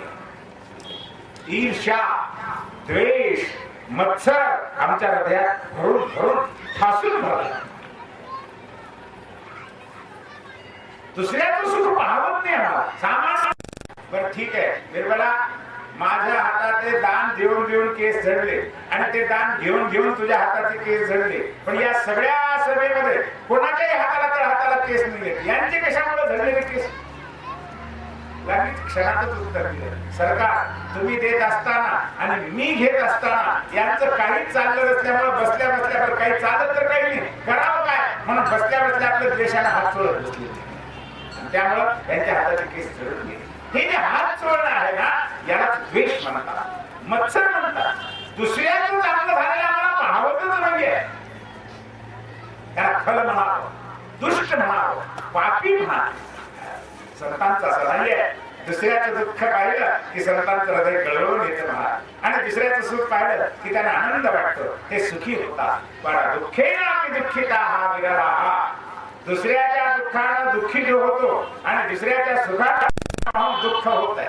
आमच्या संतांनी म्हटले की बुडत असे हे जन न देखवे डोळा म्हणून कळवळा येत असे. हो हे जन बुडू लागलेले म्हणून कळवळा येतोय आणि त्या कळवळ्यातून संतांनी आम्हाला बोध केलेला आहे. शुकाचार्यांनी भागवत सांगितलं कशा करता तर तुमचा आमचा उद्धार व्हावा, तुमचं आमचं जीवन भक्तिमय बनावं आणि तुमच्या आमच्या जीवनात सुख शांती समाधान आनंद प्राप्त व्हावा म्हणून शुकदेवांनी श्रीमद भागवत जगाला ज्ञान दिलं महाराज. अशा प्रकारे ज्यांनी जगत कल्याणाकरिता श्रीमद भागवत सांगितलं त्या शुकदेवांना माझा साष्टांग नमस्कार असतो. ही अपेक्षा नाही. आज आम्ही लोक गावोगावी भागवत कथा करू लागलो. नव्हे भागवताच्या महात्म्यात गोकर्ण महात्म्यात स्पष्ट लिहिलंय बरं का, विप्रैर भागवती वार्ता गे हे जने जने कारिता कणलोभेन कथासारस्ततो गतः। ब्राह्मण लोक, आता तर ब्राह्मणाची सुद्धा गरज नाही बरं का, कोणी उठायला की आपलं भागवत सांगायला सुरू करते. भागवतातला एक श्लोक वाचता येईना पण भागवत सांगायला सुरुवात करू लागला. का हो, कशा करता भागवत सांगू लागलो की या भक्तीचा प्रचार व्हावा, भगवंताच्या कथेचा प्रचार व्हावा, ज्ञान वैराग्य समाजामध्ये यावं आणि समाजाचा उद्धार व्हावा, हा आमचा उद्देश राहिला नाहीये. केवळ एकच उद्देश आहे आज भागवत कथा सांगण्यामध्ये, कथा कीर्तन सांगण्यामध्ये. काय उद्देश आहे? लोक येताना भागवत ऐकायला येताना रिकाम्या हाताने येत नाही, मग काहीतरी बरोबर घेऊन येतात, धनधान्य घेऊन येतात, पैसा घेऊन येतात, दक्षिणा देतात, वस्त्र देतात, दक्षिणा देतात आणि अशा प्रकारे भरपूर दक्षिणेचा लाभ होतो. म्हणून आम्ही भागवत कथा करतो. माझ्याकडे कीर्तनकार आले, मला भागवत शिकायचं, शिकवायला. म्हणलं काय झालं शिकवायला? या की पण तुम्ही गेले 25 वर्ष झाले कीर्तन करता. हो महाराज, म्हणूनच आलो तुमच्याकडं. अहो 25 वर्ष कीर्तन करून करून थकलो, पण पोटभर काही पैसा मिळत ना. भागवत करायला खूप पैसा मिळतो असं ऐकलंय मी आणि पाहिले सुद्धा. म्हणून मला आता भागवत सांगायला शिकायचं. म्हणजे भागवताकडे सुद्धा आम्ही पैशाचं साधन पाहतो. पैसा मिळवण्याकरता आज सप्ताह चाललेले आहे. दुर्दैव आहे महाराज, बरेच लोक यजमान आमच्याकडे येतात, महाराज भागवत सप्ताह करायचा. बरं करा ना, फार चांगली गोष्ट आहे, आनंदाची गोष्ट. पहिला प्रश्न असतो महाराज यजमानाला, महाराज तुमचं मानधन काय सांगा. बरं चांगले सुशिक्षित असले तर मानधन म्हणतात बरं का, नाहीतर धसकट असले महाराज आणि तुमची सुपारी काय सांगा. आता कुणाचा खून करायचा आहे का काही करायचंय का, आचार्य आहे का पानकी आहे सुपारी करायला. किती दुर्दैव आहे. आज भागवताची किंमत आम्ही करू लागलो, रामायणाची किंमत करू, अरे कीर्तनाची किंमत आहे महाराजाला. बरं एखाद्या वेळी यजमानानं जर नाही विचारलं, तो विसरला, तर आम्ही कथाकार लोक विचारतो, तुम्हाला भागवत सप्ताह करायचा आहे ना, मग किती लाख देतो सांग. आता तुम्ही म्हणा लाख, हो हो लाखावरची महाराज आहेत बरं. जशा घोड्याच्या किमती किंवा बाजारात बैलाच्या किमती, तशा महाराजाच्या सुद्धा किमती. आमका महाराज एक कीर्तन 5,000, कोणी 15,000चा, कोणी 21,000चा, कोणी 31,000चा, कोणी 51,000चा आणि एक कीर्तनाची किंमत. आज आम्ही कीर्तन विकू लागलो, भागवत विकू लागलो, रामायण विकत आहोत, भजन विकत आहोत, भगवंताचं नाम विकत आहोत. अरे कथा विक्रयासारखं पाप कोणतं नाहीये महाराज. आमच्या श्री तुकाराम महाराजांनी आणि गाथेमध्ये स्पष्ट लिहिलेलं आहे, कन्येचा विक्रय करणं, कथेचा विक्रय करणं माता गमन केल्यासारखं पाप आहे, मात्र गमनाचा. पण आज सर्रास आम्ही कथा विक्रय करत आहोत. दुर्दैव आहे. शुकदेवांनी कथा सांगितली कशा करता, धनाचा लोभापायी, दक्षिणा भरपूर मिळावी म्हणून ना, कुठलाही लोभ नाही. केवळ एकच उद्देश आहे, संसारिणां करुणया, संसारी या सामान्य जीवाचा उद्धार व्हावा, तुमचा आमचा उद्धार व्हावा, तुम्हाला आम्हाला भक्तीचा मार्ग दिसावा आणि त्या मार्गाने चालून तुमचं आमचं जीवन भक्तिमय बनावं, तुमच्या आमच्या जीवनात कृतार्थता, सुख, शांती, समाधान प्राप्त व्हावं आणि आमचं जीवन मंगलमय बनावं. म्हणून शुकाचार्यांनी ज्ञानाचा दिवा हा दिलेला आहे. ज्ञानाचा सूर्य हा भागवत म्हणजे ज्ञानाचा सूर्य आहे बरं का, प्रगट केलाय. जसं सूर्याचा उदय झाला की अंधकाराचा नाश होतो, तसं श्रीमद भागवताच्या योगानं अज्ञानरूपी अंधकाराचा नाश आहे. अज्ञानरूपी अंधकाराचा नाश करणारा ज्ञान सूर्य ज्यांनी प्रगट केला, त्या माझ्या गुरुदेव शुकाचार्यांना माझा साष्टांग नमस्कार असतो. माझ्या गुरुदेवांचा अधिकार काय वर्णन करू. अहो वैराग्याचा महामेरू, ज्ञानाचा सागरू, भक्तीचा आगरू श्री गुरु शुक माझा. शुकदेवजी महाराज धगधगीत वैराग, ज्ञानाचे सागर आहे, भक्तीचे आगर आहे. जगाच्या पाठीवर शुकदेवासारखं वैराग्य संपन्न करून तेव्हा त्या माझ्या गुरुदेवांना माझा साष्टांग नमस्कार असतो. नारायणं नमस्कृत्य नरं चैव नरोत्तमं देवीं सरस्वतीं व्यासं ततो जयमुदीरयेत. गुरुदेवांना वंदन करून त्यानंतर नर नारायणाला वंदन करतात. या युगाची देवता नर नारायण भगवान, त्याला माझा साष्टांग नमस्कार असो. त्यानंतर सरस्वती मातेला जिच्या प्रेरणेनं कृपेनं आमच्या वाणीला प्रेरणा मिळते, आमची बुद्धी चालते, आमची वाणी चालते, त्या सरस्वती मातेला आमचा साष्टांग नमस्कार असो. आणि त्यानंतर माझ्या गुरुदेवांचे गुरुदेव व्यास महाराजांच्या चरणकमली माझा साष्टांग नमस्कार असो. कारण जगाला जे सगळं ज्ञान दिलं, 18 पुराण दिले, भागवत दिलं, महाभारत दिलं, भगवद्गीता दिली व्यास महाराजांनी बरं का. त्या व्यासांच्या कृपेने हे सगळं प्राप्त झालं. म्हणून कुठलीही कथा कीर्तन करत असताना पहिल्यांदा व्यासाला नमस्कार करायचा. कारण व्यास महाराजांना नमस्कार केल्याशिवाय आम्हाला अधिकारच नाही करायचा. कारण त्यांच्या कृपेने हे ज्ञान मिळाले. म्हणून देवीं सरस्वतीं व्यासं ततो जयमुदीरयेत. व्यास महाराजांना आमचा साष्टांग नमस्कार असो. येणे प्रमाणे शुकाचार्य महाराज जे प्रत्यक्ष सूतमुनींचे गुरुदेव आहे त्यांना वंदन करून नर नारायण सरस्वती माता आणि व्यास महाराजांना वंदन करून आता त्यांनी विचारलेल्या प्रश्नाला उत्तर देत आहेत सूत. हे साधुजन हो, मोनाय साधु पृष्ठोहम भवद्भिर्लोकमंगलम यत्कृतः कृष्ण संप्रश्नः येनात्मा संप्रसीदति. हे साधुजन हो, फार सुंदर प्रश्न केलाय तुम्ही की मानवी शरीर प्राप्त झाला असताना मनुष्याचं कर्तव्य काय आहे, काय केलं पाहिजे माणसाने सांगा. आमचा धर्म कोणता आहे सांगा. आणि भगवान श्रीकृष्णाने जे अवतार चरित्र केलं ते अवतार चरित्र कथा कृष्ण लीला अत्यंत गोड गोड मधुराती मधुर अशा प्रकारची लीला जी आहे कृष्ण लीला आम्हाला विस्तारपूर्वक सांगा, आम्हाला भागवत सांगा, आम्हाला प्रभूचं चरित्र सांगा. हा प्रश्न अतिसुंदर आहे. तेव्हा तुमच्या प्रश्नाचं उत्तर मी आता देतो आहे. तेव्हा सावधानतया शृणो, सावधान चित्तानं कथा आहे, शांत चित्तानं कथा आहे. मी काय सांगतो,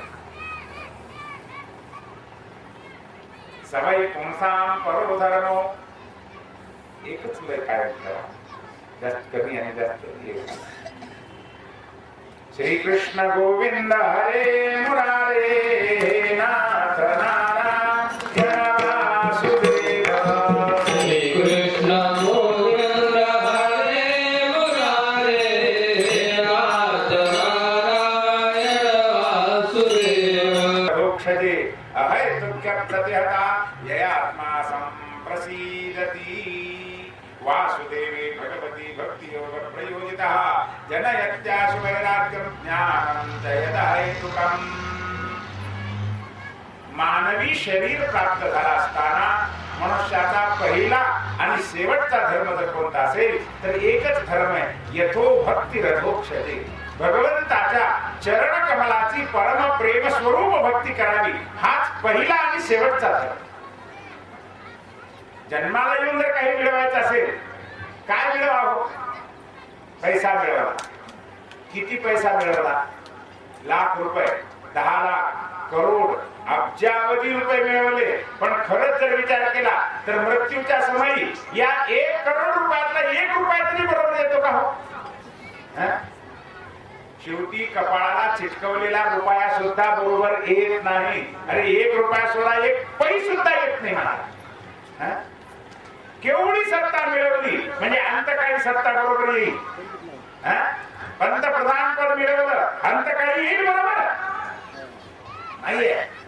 तुम्ही धन मिळवा, दौलत मिळवा, सत्ता मिळवा, संपत्ती मिळवा, कितीही विद्या मिळवा, पैसे प्राप्त, खूप खूप पुस्तकं पाठ करा, वाटेल ते मिळवलं, पण अंतिम समाधान त्यात नाहीये.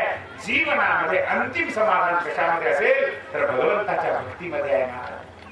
ज्यानं भक्ती केली त्याचं जीवन परिपूर्ण झालेलं आहे, त्याचं जीवन प्रताप.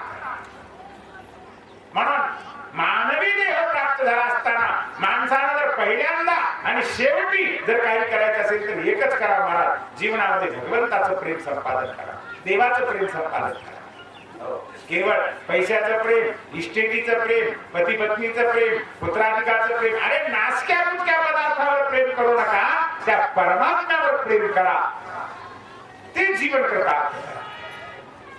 म्हणून मनुष्य देह प्राप्त झाला असताना मनुष्याचा पहिला धर्म जर कोणता असेल तर एकच धर्म आहे, येतो भक्तिरदोक्षजे, भगवंताच्या चरणाची भक्ती करा, भक्ती करा, भक्ती करा. भक्ती सुद्धा दोन प्रकारची भक्ती सांगितलेली आहे बरं का संतांनी. एक सकाम भक्ती आहे, एक निष्काम भक्ती. सकाम म्हणजे जे आम्ही करतो, काहीतरी मेवा मिळावा म्हणून केलेली सेवा, तिला सकाम भक्ती म्हणतात बरं का. मला पुत्र होऊ दे देवा, मला संपत्ती दे, मला धनदौलत दे, मला सत्ता दे, अशा प्रकारे काहीतरी देवाला जे मागून घेतो आम्ही, मागण्याकरता केलेली सेवा, तिला सकाम भक्ती म्हणतात. मागू नये असं नाही बरं का, देवाला मागायचे जरूर मागा. कारण संतांनी सुद्धा म्हटलंय की धर्मार्थ काम मोक्षाख्यम या इच्छेत श्रेयमात्मना. धर्म अर्थ काम मोक्ष चारही पुरुषार्थाची प्राप्ती भगवंताच्या कृपेने जीवाला होते. महाराज, तुम्हाला जे मागाल ते मिळतं. देव देत नाही असं नाही, पण देव दुरावतो, देवाची प्राप्ती होते. सकाम भक्तीमध्ये देवाची प्राप्ती नाहीये, निष्काम भक्तीच्या योगानं भगवंताची प्राप्ती होते. देवाला काही मागू नये. आमच्या संतांनी काही मागितलं का हो? उलट संत म्हणतात न लगे मुक्ती धन संपदा. देवा आम्हाला काही नको, मोक्ष सुद्धा नको, तुझा वैकुंठ सुद्धा नको, बस आम्हाला फक्त तुझं भजन दे, तुझं नाम दे, तुझं प्रेम दे, तुझी कथा दे, आम्हाला दुसरं काही नको आहे. म्हणजे देवाला संतांनी धनदौलत वगैरे काही मागितलेलं नाहीये. याला निष्काम भक्ती म्हणतात. आणि न मागता केलेली जी सेवा आहे, न मागता देव तर देतो, पण देव स्वतः प्राप्त होतो. अनेक संतांचं चरित्र पहा. कितीतरी संतांच्या जीवनामध्ये प्रत्यक्ष परमात्मा प्राप्त झालेला आहे, नव्हे अंकित झालाय, दास बनलाय, नौकर बनलाय. नाथांचं चरित्र पहा. आता नाथषष्ठी जवळ येते. अरे तो परमात्मा श्रीखंड्या म्हणून कावडी रूपाने भरत होता नाथांच्या घरी. मला जनाबाईला दळू लागायचा, जनाबाईला सेवा करू लागायचा. अनेक संतांचं चरित्र पहा. तो परमात्मा संतांच्या घरी राबला. का राबला हो? दास बनला का? एकच कारण, निष्काम भक्ती. या संतांनी सेवा केली पण देवाला काही मागितलं नाहीये, म्हणून देव त्यांच्या अंकित बनला. म्हणून सूतमुनी सांगतात की हे साधूजन हो, तुम्हाला जीवन जर कृतार्थ करायचं असेल तर निष्काम भक्ती करा, निरंतर भक्ती करा. भगवंताच्या भक्तीचा त्याग करू नका. अहेतुक्य प्रतिहताय आत्मा संप्रसिद्धती. निर्हेतू भक्ती करा आणि निरंतर भक्ती करा. भक्ती करत असताना आपत्ती आली, संकट आलं, दुःख आलं, भक्ती सोडून देऊ नका. बरेच वेळा थोडी आपत्ती येऊ द्या, थोडं संकट येऊ द्या, आम्ही लागली देवदेव करायचं सोडून दे. महाराज आम्ही एवढं देवदेव केलं, देवाला देखवलंच नाही, देवाला सत्यानाश केला ना. असं कधीच म्हणून हे मूर्खपणाचं बोल नाही बरं. देव कधीच कोणाचा सत्यानाश करत नाहीये. संत सांगतात अरे सत्यानाश करणारा देव नाहीये, देव शब्दावर आणखी एक मात्रा वाढवा. काय म्हणतो हो? देव शब्दावर आणखी एक मात्रा दिली की दैव शब्द. आमचा सत्यानाश करणारा दैव आहे, सुख देणारा दैव आहे, दुःख देणारा दैव आहे, बुडवणारा दैव आहे. सगळं जे आहे ते दैवानं घडत असतं, पण त्या दैवाचा आरोप आम्ही देवावर करतो. देवानं असं केलं, देवानं कसं केलं. ना ना ना, देव काहीच करत नाही.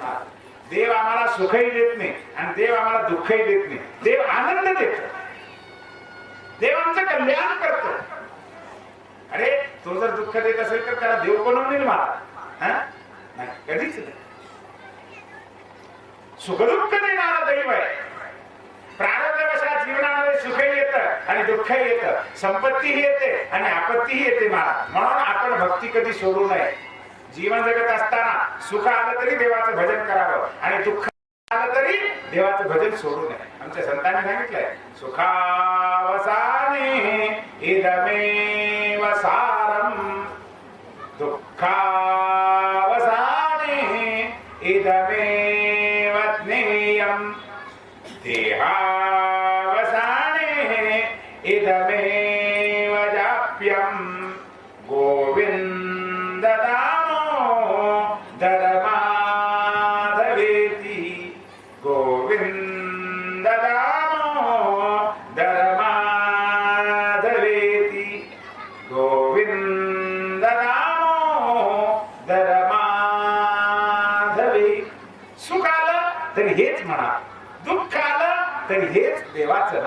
आणि देहाचा अंत काळाला तरी सुद्धा देवाचंच नाव घ्यावं. अंतिम साध्य भगवंताचं नाव.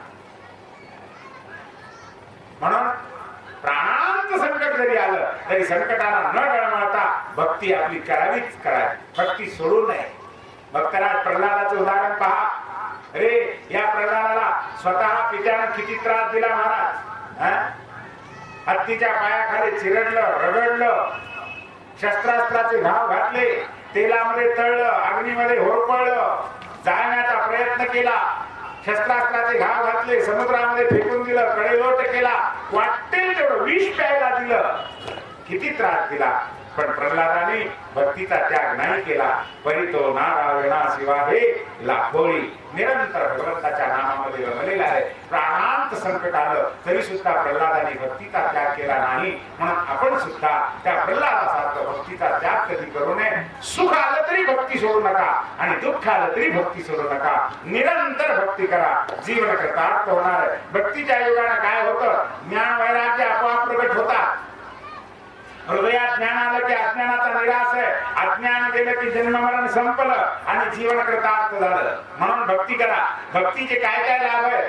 सूत मुनी सांगतात. विद्यते हृदय ग्रंथी छेद्यन्ते सर्व संशयाः क्षीयन्ते चास्य कर्माणि दृष्टैवात्मनीश्वरी. भक्तीच्या योगानं ज्ञान वैराग्याची प्राप्ती आहे. भक्तीच्या योगानं अज्ञान ग्रंथी सुटून जाते. भक्तीच्या योगानं सगळे संशय मावळून जातात. भक्तीच्या योगानं सर्व कर्माचा क्षय होतो. भक्तीच्या योगानं जन्म मरण खुंटतं. भक्तीच्या योगानं परमात्मा प्राप्ती होते. भक्तीच्या योगानं परमात्मा अंकित होतो. जीवन कृतार्थ होतं. म्हणून जीवन प्राप्त झाला असताना, नरदेह प्राप्त झाला असताना मनुष्य मात्राचं कर्तव्य जर काही असेल तर एकच कर्तव्य आहे आणि ते म्हणजे भगवंताची भक्ती. आता शोणकादिशी विचारतात, महाराज भक्ती भक्ती भक्ती म्हणजे काय हो? भक्ती कशाला म्हणा? मंदिरात जावं, तांब्यावर देवाला दही दूध घालावं, पुन्हा कळशीभर पाणी घालावं, अभिषेक करावा, गंध, केशर, कस्तुरी, हळद, कुंकू, गुलाल, अबीर, बुक्का, तुळशीचे हार, फुलाचे हार, बेलाचं पान, तुळशीचं पान, आरती करावी, नैवेद्य दाखवावा, आरती करावी, नारळ फोडावं, याला भक्ती म्हणा. हो, ही भक्ती आहे. पण एक भक्तीचं अंग आहे बरं का हे. केवळ हे करणं म्हणजेच भक्ती असं नव्हे.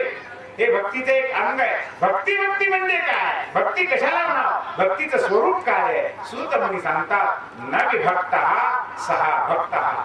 जीवनामध्ये भगवंता वाचून एक क्षण राहणं याचं नाव भक्ती. देवाचा विसरच नसावा. अखंड देवाची आठवण असावी. जसं एखादा कामी पुरुष सारखं बसलं तर स्त्रीचं चिंतन करत राहतो बरं का. एखादा लोभी पुरुष सारखं धनाचं चिंतन करत राहतो. पैशाचा लोभी असावा. जिथं जाईल तिथं पैसा पैसा पैसा पैसा.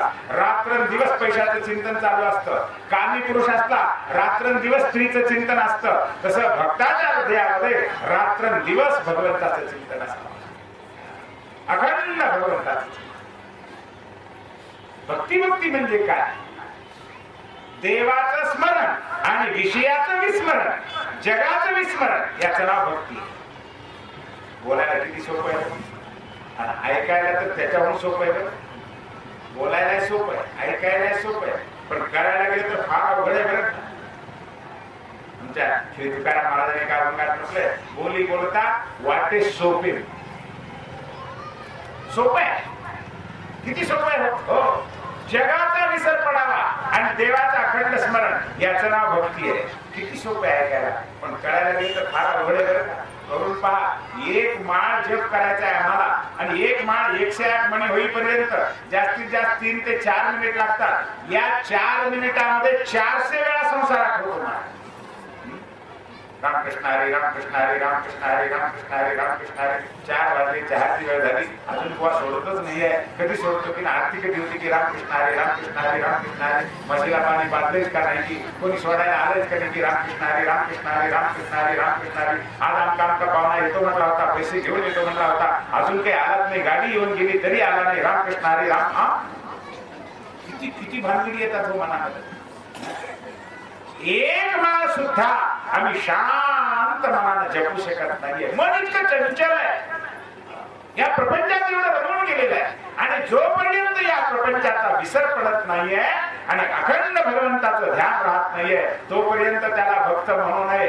नुसती दाढी जटा वाढवली किंवा मोठाल्या आणि माळा गळ्यामध्ये घातल्या, मस्तकाला टिळा लावला म्हणजेच साधू झाला असं नव्हे, म्हणजे भक्त झाला असं नव्हे. भगवे कपडे घातला म्हणजे भक्तपणा येत नाहीये, तिळा माळा घातल्या म्हणजे भक्तपणा येत नाहीये. भक्ताचं खरं लक्षण जर काही असेल तर जगाचा विसर पडावा आणि अखंड भगवंताचं अनुसंधान, याचं नाव भक्ती आहे. पण जगाचा विसर पडणं अवघड आहे बरं. नेहमी कथा सांगत असतो की महाराज सांगायचे, एकदा नाथ महाराजांकडे एक भक्त आला. तो म्हणाला, महाराज तुम्ही एवढे मोठे अधिकारी संत आणि कधी तुमच्या दर्शनाला आनंद पाहिलं तर तुम्ही काही ना काही सारखं साधन चालूच असते तुमचं. कधी पाहिलं कीर्तन करायचं, कधी पाहिलं भजनच म्हणाले, कधी पाहिलं रामायण सांगायचं, कधी पाहिलं भागवत सांगायचं, कधी पाहिलं गवळणीच म्हणत आहेत, कधी पाहिलं देवपूजेला बसलेले आहेत, कधी पाहिलं माळ घेऊन जग चाललाय, कधी पाहिलं ध्यानातच बसलेले आहेत. अरे सारखे तुम्हाला काय गरज आहे एवढी साधना करायची? तुम्ही तर अधिकारी साक्षात्कारी संत आहात, साधना का करता एवढी? तेव्हा नाथ महाराजांनी त्याला सांगितलं, बाबा तुझ्या प्रश्नाचं उत्तर नंतर देतो, आत्ताच पूजा झाली आहे देवाची आणि देवाच्या प्रसादाचा दूध आहे, एवढं पिऊन टाक, घेशील का प्रसाद? तर कोण नको म्हणे, दोन हाताच्या घरचं आटवलेलं दूध, केशर टाकलेला मध्ये, छानपैकी मसाला टाकलेलं दूध, चांदीच्या प्याला भरून आपलं घेतलं त्यानं ते दूध, बासुंदी आणि ओठाला लावणार, पिणार. इतक्यात नाथ महाराज म्हणाले, थांब थोडा, आत्ताच पिऊ नको. तुम्ही का बाप्पा कुठून आला? घरूनच आलो. बरं, घरून येताना काही पाहिलंच का तू? काय पाहिलं मला? अरे रस्त्यानं काही पडलेलं इकडं तिकडं रस्त्यानं वस्तू काही, हो पाहिलं. काय काय पाहिलं? अहो पुष्कळ पाहिलं. आता एक पाहिलं का? गाड्या पाहिल्या, घोडे पाहिले, रस्त्याने येताना पशु पाहिले, पक्षी पाहिले, गाडी पाहिल्या, म्हशी पाहिल्या, बैल पाहिले, किडे, मुंगी, झुरळ पाहिले, चिमण्या, कावळे, अरे किती किती झाडं पाहिले, वृक्ष, लता, वेली, केर, कचरा, चिंध्या, फाटक्या, तुटक्या पडलेल्या रस्त्यावर, कोणाचे बंगले, कोणाच्या झोपड्या, कोणाचे काही उकिरडे, किती किती पदार्थ पाहिले. हजारो पदार्थ पाहिले, हजारो वस्तू पाहिल्या. बर, त्या हजारो वस्तूंची एखादी वस्तू आठवते का तुला? हो महाराज आठव, एखादी वस्तू सांग. पुष्कळ, एक सांग वस्तू. म्हणे रस्त्यानं येताना रस्त्याच्या डाव्या बाजूला लिंबाच्या झाडाखाली एक मेलेला उंट पडला होता. तुम्हाला आठवतं? मेलेला, हो. बरं, किती वेळ पाहिला रे? एवढी वेळ कसला महाराज? किती दिवस झाले तरी मरून पडलेला, फुगून गेलेला, दुर्गंधी सुटली, लाखो माशा. अरे अरे, मला एक अर्धा क्षण सुद्धा तिथे थांबवली, ती दुर्गंधी नाकाला पदर लावून मी पळालो. फक्त अर्धा क्षण पाहिला तो. असं अर्धा क्षण मेलेला उंट पाहिलेला, तेवढा मनातला काढून टाक, विसरून जा. आणि जेव्हा उंट विसरेल तेव्हा दूध पे, तोपर्यंत प्रसाद घेऊ नकोस, दूध पिऊ नकोस. काय सोपं आहे आता. आता काय दूध प्यायचंय, प्रसादाचं आहे, पण केव्हा प्यायचंय? उंट विसरला की प्यायचंय, उंट विसरला की प्यायचंय. काय विसरायचंय? उंट विसरायचं. काय विसरायचंय? आता विसरायचं म्हणजे जास्त दाखवू लागेल.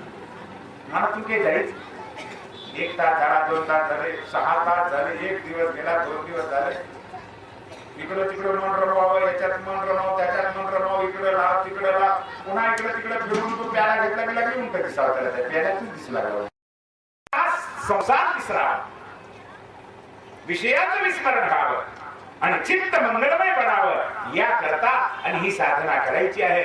तसंच सूत मुनी सांगतात की हे साधुजन हो, हे ऋषीजन हो, तुम्हाला जर भक्ती करायची आहे, त्या भक्तीला अखंड भगवंताचा अनुसंधान आणि जगाचा विसर अशा प्रकारची जर भक्ती तुम्हाला करायची असेल तर तुम्ही एकच करा, शांत चित्ताने भगवंताचं भागवत ऐका, भगवंताचं चरित्र ऐका, भगवंताचं नाम घ्या, भगवंताची कथा ऐका, भगवंताचं ध्यान करा. म्हणजे आपोआप तुमच्या मनामध्ये भगवंताचं स्मरण होईल आणि जगाचा विसर पडून तुमचं जीवन कृतार्थ होईल. तेव्हा शौनकादिक ऋषींनी सूत मुनींची प्रार्थना केली की अहो महाराज, ज्या भागवताचं श्रवण केलं असताना संसाराचा आपोआप विसर पडतो आणि भगवंताचं स्मरण होतं, ते भागवत कोणी लिहिलं, केव्हा लिहिलं, का लिहिलं, कोणाला शिकवलं आणि कोणाला सांगितलं, व्यास महाराजांनी भागवत लिहिलं आणि शुकाचार्यांना पढवलं आणि शुकाचार्यांनी त्या परीक्षिती राजाला 7 दिवस सांगितलं आणि परीक्षितीचा उद्धार केला. तेव्हा कृपा करून आम्हाला तो परीक्षिती राजा कोण होता, त्याला 7 दिवस भागवत का सांगितलं, कसं सांगितलं, त्यानं प्रायोपवेशन का घेतलं, त्याला शाप का लागला, त्या परीक्षितीचं चरित्र काय आहे आणि भागवताचा मुख्य स्रोत असलेल्या परीक्षितीचं चरित्र जन्माची वगैरे कथा सांगत आहेत. काय सांगतात राहिलेल्या वेळेमध्ये आपण पाहूया. तत्पूर्वी थोडस नामस्मरण करूया, नंतर पुढची कथा पाहूया. हरे नमः हरे नमः हरे नमः. कुंडली श्री गुरु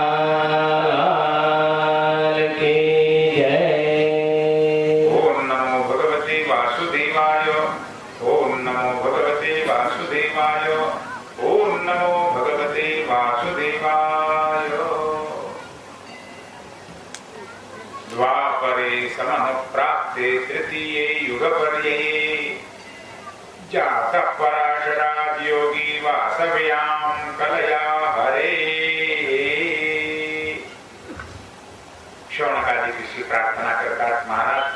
ज्याचं श्रवण केलं असताना भाविक भक्ताच्या हृदयामध्ये भगवंताचं प्रेम प्रगट होतं, जगाचा विसर पडतो, संसाराची आसक्ती नाहीशी होते आणि भगवंताची भक्ती हृदयात प्रगट होते. असं श्रीमद भागवत कोणी निर्माण केलं, केव्हा निर्माण केलं, का निर्माण केलं, कृपा करून ती कथा मला विस्तारपूर्वक सांगा. तेव्हा सूत मुनी सांगत नाही, हे साधूजन हो, श्रीमद भागवताची निर्मिती जगत कल्याणाकरिता आणि आत्मसमाधानाकरिता व्यास महाराजांनी नारदांच्या आज्ञेवरून केली. देवर्षी नारद व्यासांचे गुरुदेव आहे, त्यांच्या आज्ञेवरून व्यास महाराजांनी आणि मूळ भागवताचं ज्ञान आदिनारायण परमात्म्याने ब्रह्मदेवाला दिलं, ब्रह्मदेवाने नारदांना, नारदांनी व्यासांना, आणि तेच ज्ञान विस्तारपूर्वक 18,000 श्लोकामध्ये व्यास महाराजांनी श्रीमद भागवत निर्माण केलं. जगाचं कल्याण व्हावं, लोकांच्या हृदयात भक्ती प्रेम प्रगट व्हावं आणि त्यांचं जीवन उज्ज्वल बनावं, कृतार्थ व्हावं, म्हणून व्यास महाराजांनी श्रीमद भागवत निर्माण केलं आणि पुढे शुकदेवजी महाराजांना ते शिकवलं. आणि तेच भागवत शुकाचार्यांनी 7 दिवस एका आसनावर बसून गंगेच्या तीरावर राजा परीक्षितीला सांगितलं आणि परीक्षितीचा उद्धार केला. तेव्हा शौनकादिकांनी प्रार्थना केली की गुरुदेव सुता त्या परीक्षितीचं चरित्र आम्हाला सांगा, कारण परीक्षिती केवढा भाग्यशाली आहे. एवढा मोठा पृथ्वीचा सम्राट पद प्राप्त झाला असताना एका क्षणात वैराग्य आलं त्याला आणि सर्वस्वाचा त्याग केला. आम्हाला सुचत का हो? साधा आमचा बंगला असतो, खरं पाहिलं तर झोपडे बरकाचे, त्यात काही तथ्य नाही. सुटते का होते? त्याला ती आळंदी पंढरीला नाही सुटत, घरी कुणी नाही. अरे नरडीला घर घर लागली तरी घर सुटत नाही. जातो तुम्ही घराच्या बाहेर पडून. आणि आता तुला करायचं काय, संपलंय आता. जा एखाद्या तीर्थावर क्षेत्रावर एखाद्या साधूच्या चरणाचा आश्रय घे, आत्मकल्याण करून घे. पण नाही, इथंच संसारात घुसून राहते. मरेपर्यंत आम्हाला घर सुटत नाहीये. संत सांगतात, सज्जन हो, थोडा विचार करा. अरे एक ना एक दिवस घर सोडावं लागणार आहे. एसी बंगला आहे, 1 करोड रुपये खर्च करून बांधलेला बंगला आहे, ग्रेनाइट आहे, मार्बल आहे जिकडं तिकडं, तरी सुद्धा तो बंगलाही सोडावा लागणार आहे. तो नाही जरी सोडायचं म्हटलं, लोक उचलून तुला बाहेर काढणार. आता लोकांनी उचलून बाहेर काढल्यापेक्षा आपणच विचार करून बाहेर गेलेलं काय वाईट आहे. पण नाही सुटत महाराज, फार अवघड आहे. मम माया दुरत्या, मोह एवढा विचित्र आहे हा, माया एवढी विचित्र आहे भगवंताची, विचारू नका. सुटत नाही घर. पण मोठा मोठा पसारा, पृथ्वीचं सम्राटपद, सुवर्णाचं सिंहासन, छत्र चामर, सत्ता, पण एका क्षणात राजाने सोडून दिलं. एवढं वैराग्य कसं आलं, त्याला शाप का मिळाला, त्याला प्रायोगिशन का घेतलं, कृपा करून त्या परीक्षितीची कथा. कारण परीक्षिती भाग्यशाली आहे, मोठा पुण्यात्मा आहे, तो सामान्य जीव नाहीये. परीक्षितीमध्ये महात्मा आहे. अरे शुकदेवजीचं एक क्षण दर्शन दुर्लभ आहे महाराज. त्या शुकाचार्याने 7 दिवस एका ठिकाणी बसून कथा सांगितली परीक्षितीला. सामान्य एका परीक्षिती आईच्या उदरात असताना त्याला भगवंताचा साक्षात्कार झालेला आहे. परीक्षिती सामान्य नाही महाराज. म्हणून त्या भाग्यशाली असलेल्या परीक्षितीचं चरित्र आम्हाला विस्तारपूर्वक सांगा अशी प्रार्थना केली असताना सूत मुनी सांगतात, हे साधूजन हो, कौरव आणि पांडवांचं युद्ध झालं, कौरवांचा विनाश झाला, धर्मराजाला राज्याभिषेक केला, आणि आता भगवान द्वारकेला निघालेले. रथ सज्ज झालाय अंगणामध्ये. आता भगवान रथामध्ये बसणार आहे आणि निघणार आहे. इतक्यामध्ये सगळे पाठवायला अंगणामध्ये येतात, दारापर्यंत येतात. पांडव येत आहेत, कुंती देवी येत आहे, सगळेजण येत आहेत. आता भगवान रथामध्ये बसणार आहे. इतक्यात अंगणामध्ये धावत पळत उत्तरा देवी आली आणि उत्तरा देवी भगवंताच्या पायावर गडबडात रडू लागली. महाराज, ही उत्तरा म्हणजे कोण आहे? अभिमन्यू नावाचा अर्जुनाचा जो पुत्र आहे त्याची पत्नी आहे ही उत्तरा. अर्जुनाची सून आहे, पांडवांची सून आहे. भगवंताच्या चरणावर गडबडात रडू लागलेली आहे आणि प्रार्थना करते, देवा पाहि पाहि महायोगिन, देव देव जगत्पते, नान्यं तदभयं पश्ये यत्र मृत्युः परस्परम्, अभिद्रवति मामीश शरस्तप्ता यशो विभो, कामं दहतु मां नाथ, मामे गर्भो निपात्यताम्. उत्तरादेवी प्रार्थना करते, देवा पाहि पाहि म्हणजे रक्षण कर. कोणाचं रक्षण कर? माझं नाही. उत्तरादेवी माझं म्हणत नाही, माझ्या उदरामध्ये असलेला जो बालक आहे ना, देवाच्या बालकाचं रक्षण, गर्भाचं रक्षण कर. कारण देवा कोणतं तरी एक शस्त्र येऊन त्या बालकाला ठार मारत आहे. आता मला भीती वाटते, माझ्या गर्भाचा नाश होणार आहे. आणि हे बालक जर गेलं तर देवा तुझ्या पांडवांचा वंशच संपला, निर्वंश होणार आहे पांडव. इथंच खुंटणार आहे. म्हणून देवा भलेही मला प्राणाची आहुती द्यावी लागली तर हरकत नाहीये, मी बली द्यायला तयार आहे, मी माझा प्राण द्यायला तयार आहे, मी मेले तर हरकत नाही देवा, पण माझं बाळ मरू नये ते वाचा. कामं धरतु मां नाथ, मामे गर्भो निपात्यता. देवा कारण तुझ्या भक्ताचा वंश कधीच असा होऊ नये. यावत चंद्र दिवाकरो, जोपर्यंत या पृथ्वी तलावर चंद्र आणि सूर्य तोपर्यंत ही संत मंडळी सुखी आहे. ही संत मंडळी राहिली पाहिजे जगामध्ये. जग आहे तोपर्यंत संत राहिले पाहिजे, कारण संत राहतील तर जग राहणार. संत आहेत म्हणून चंद्र सूर्य, संत आहे म्हणून पाऊस पडतोय, संत आहेत म्हणून धनधान्य पिकतंय, संत आहेत म्हणून तुम्ही आम्ही जगत आहोत महाराज. ज्या दिवशी या पृथ्वीवर संत संपतील त्या दिवशी पृथ्वीच बुडून जाईल, राहणार नाही जगात. संतांच्या पुण्यावर हे सगळं. म्हणून देवा तुझ्या संतांचा, भगवत भक्तांचा वंश वाढला पाहिजे, वंश कायम राहिला पाहिजे.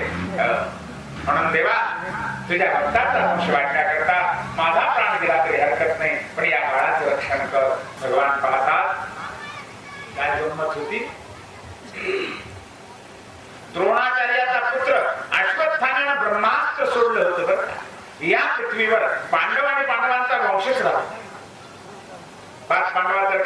भगवंतांनी केलं सुदर्शनाचे दान. पण आता उत्तरेच्या गर्भामध्ये असलेल्या बालकाला ते ब्रह्मास्त्र मारत होतं. नवे नवे मारलं होतं ब्रह्मास्त्र. भागवतात वर्णन आहे, महाभारतात वर्णन आहे. परीक्षित राजा आईच्या उदरात असताना मेला होता. तेव्हा त्या उत्तरेची प्रार्थना ऐकून भगवंतांनी योग मायेचा आश्रय घेतला आणि एक अंगठ्या एवढं रूप घेतलं, महाराज अंगुष्ठ मात्र रूप घेतलं आणि उत्तरेच्या गर्भामध्ये भगवान प्रविष्ट झाले. उत्तरेच्या उदरात प्रवेश करतात.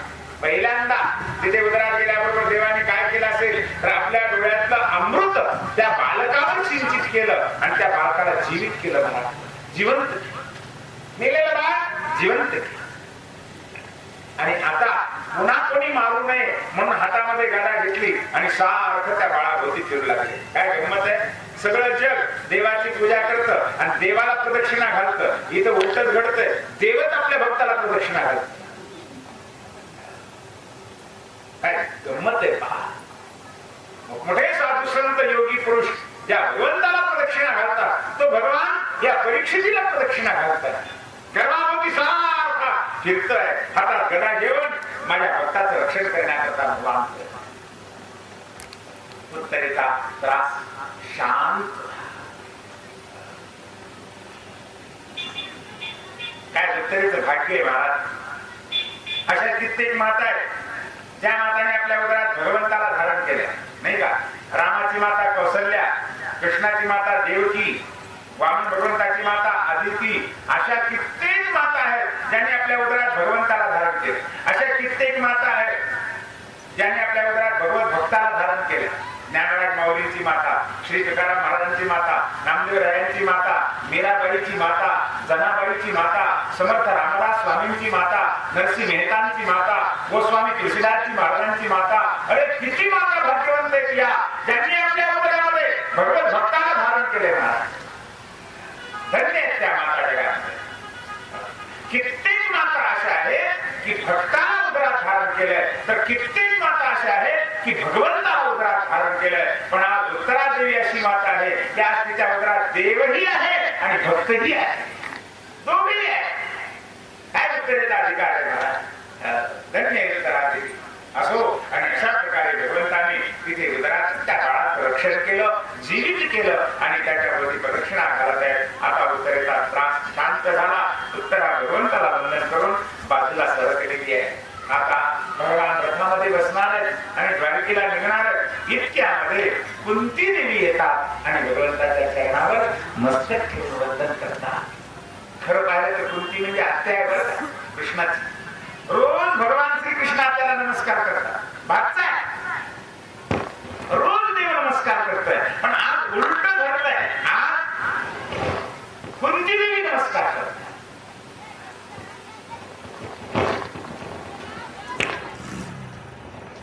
आणि हात जोडून कुंती देवीने प्रार्थना केली. देवा कृष्णाय वासुदेवाय देवकी नंदनाय च नंद गोप कुमाराय गोविंदाय नमो नमः. हे देवा, तू पुरुष आहेस, आदी आहेस, सर्वांचा ईश्वर आहे, प्रकृतीच्या पर आहेस, सर्वांच्या आत आणि बाहेर राहून सुद्धा कोणाला दिसत नाहीस का? मायेचा पडदा असल्यामुळे कोणाला तुझं दर्शन होत नाही.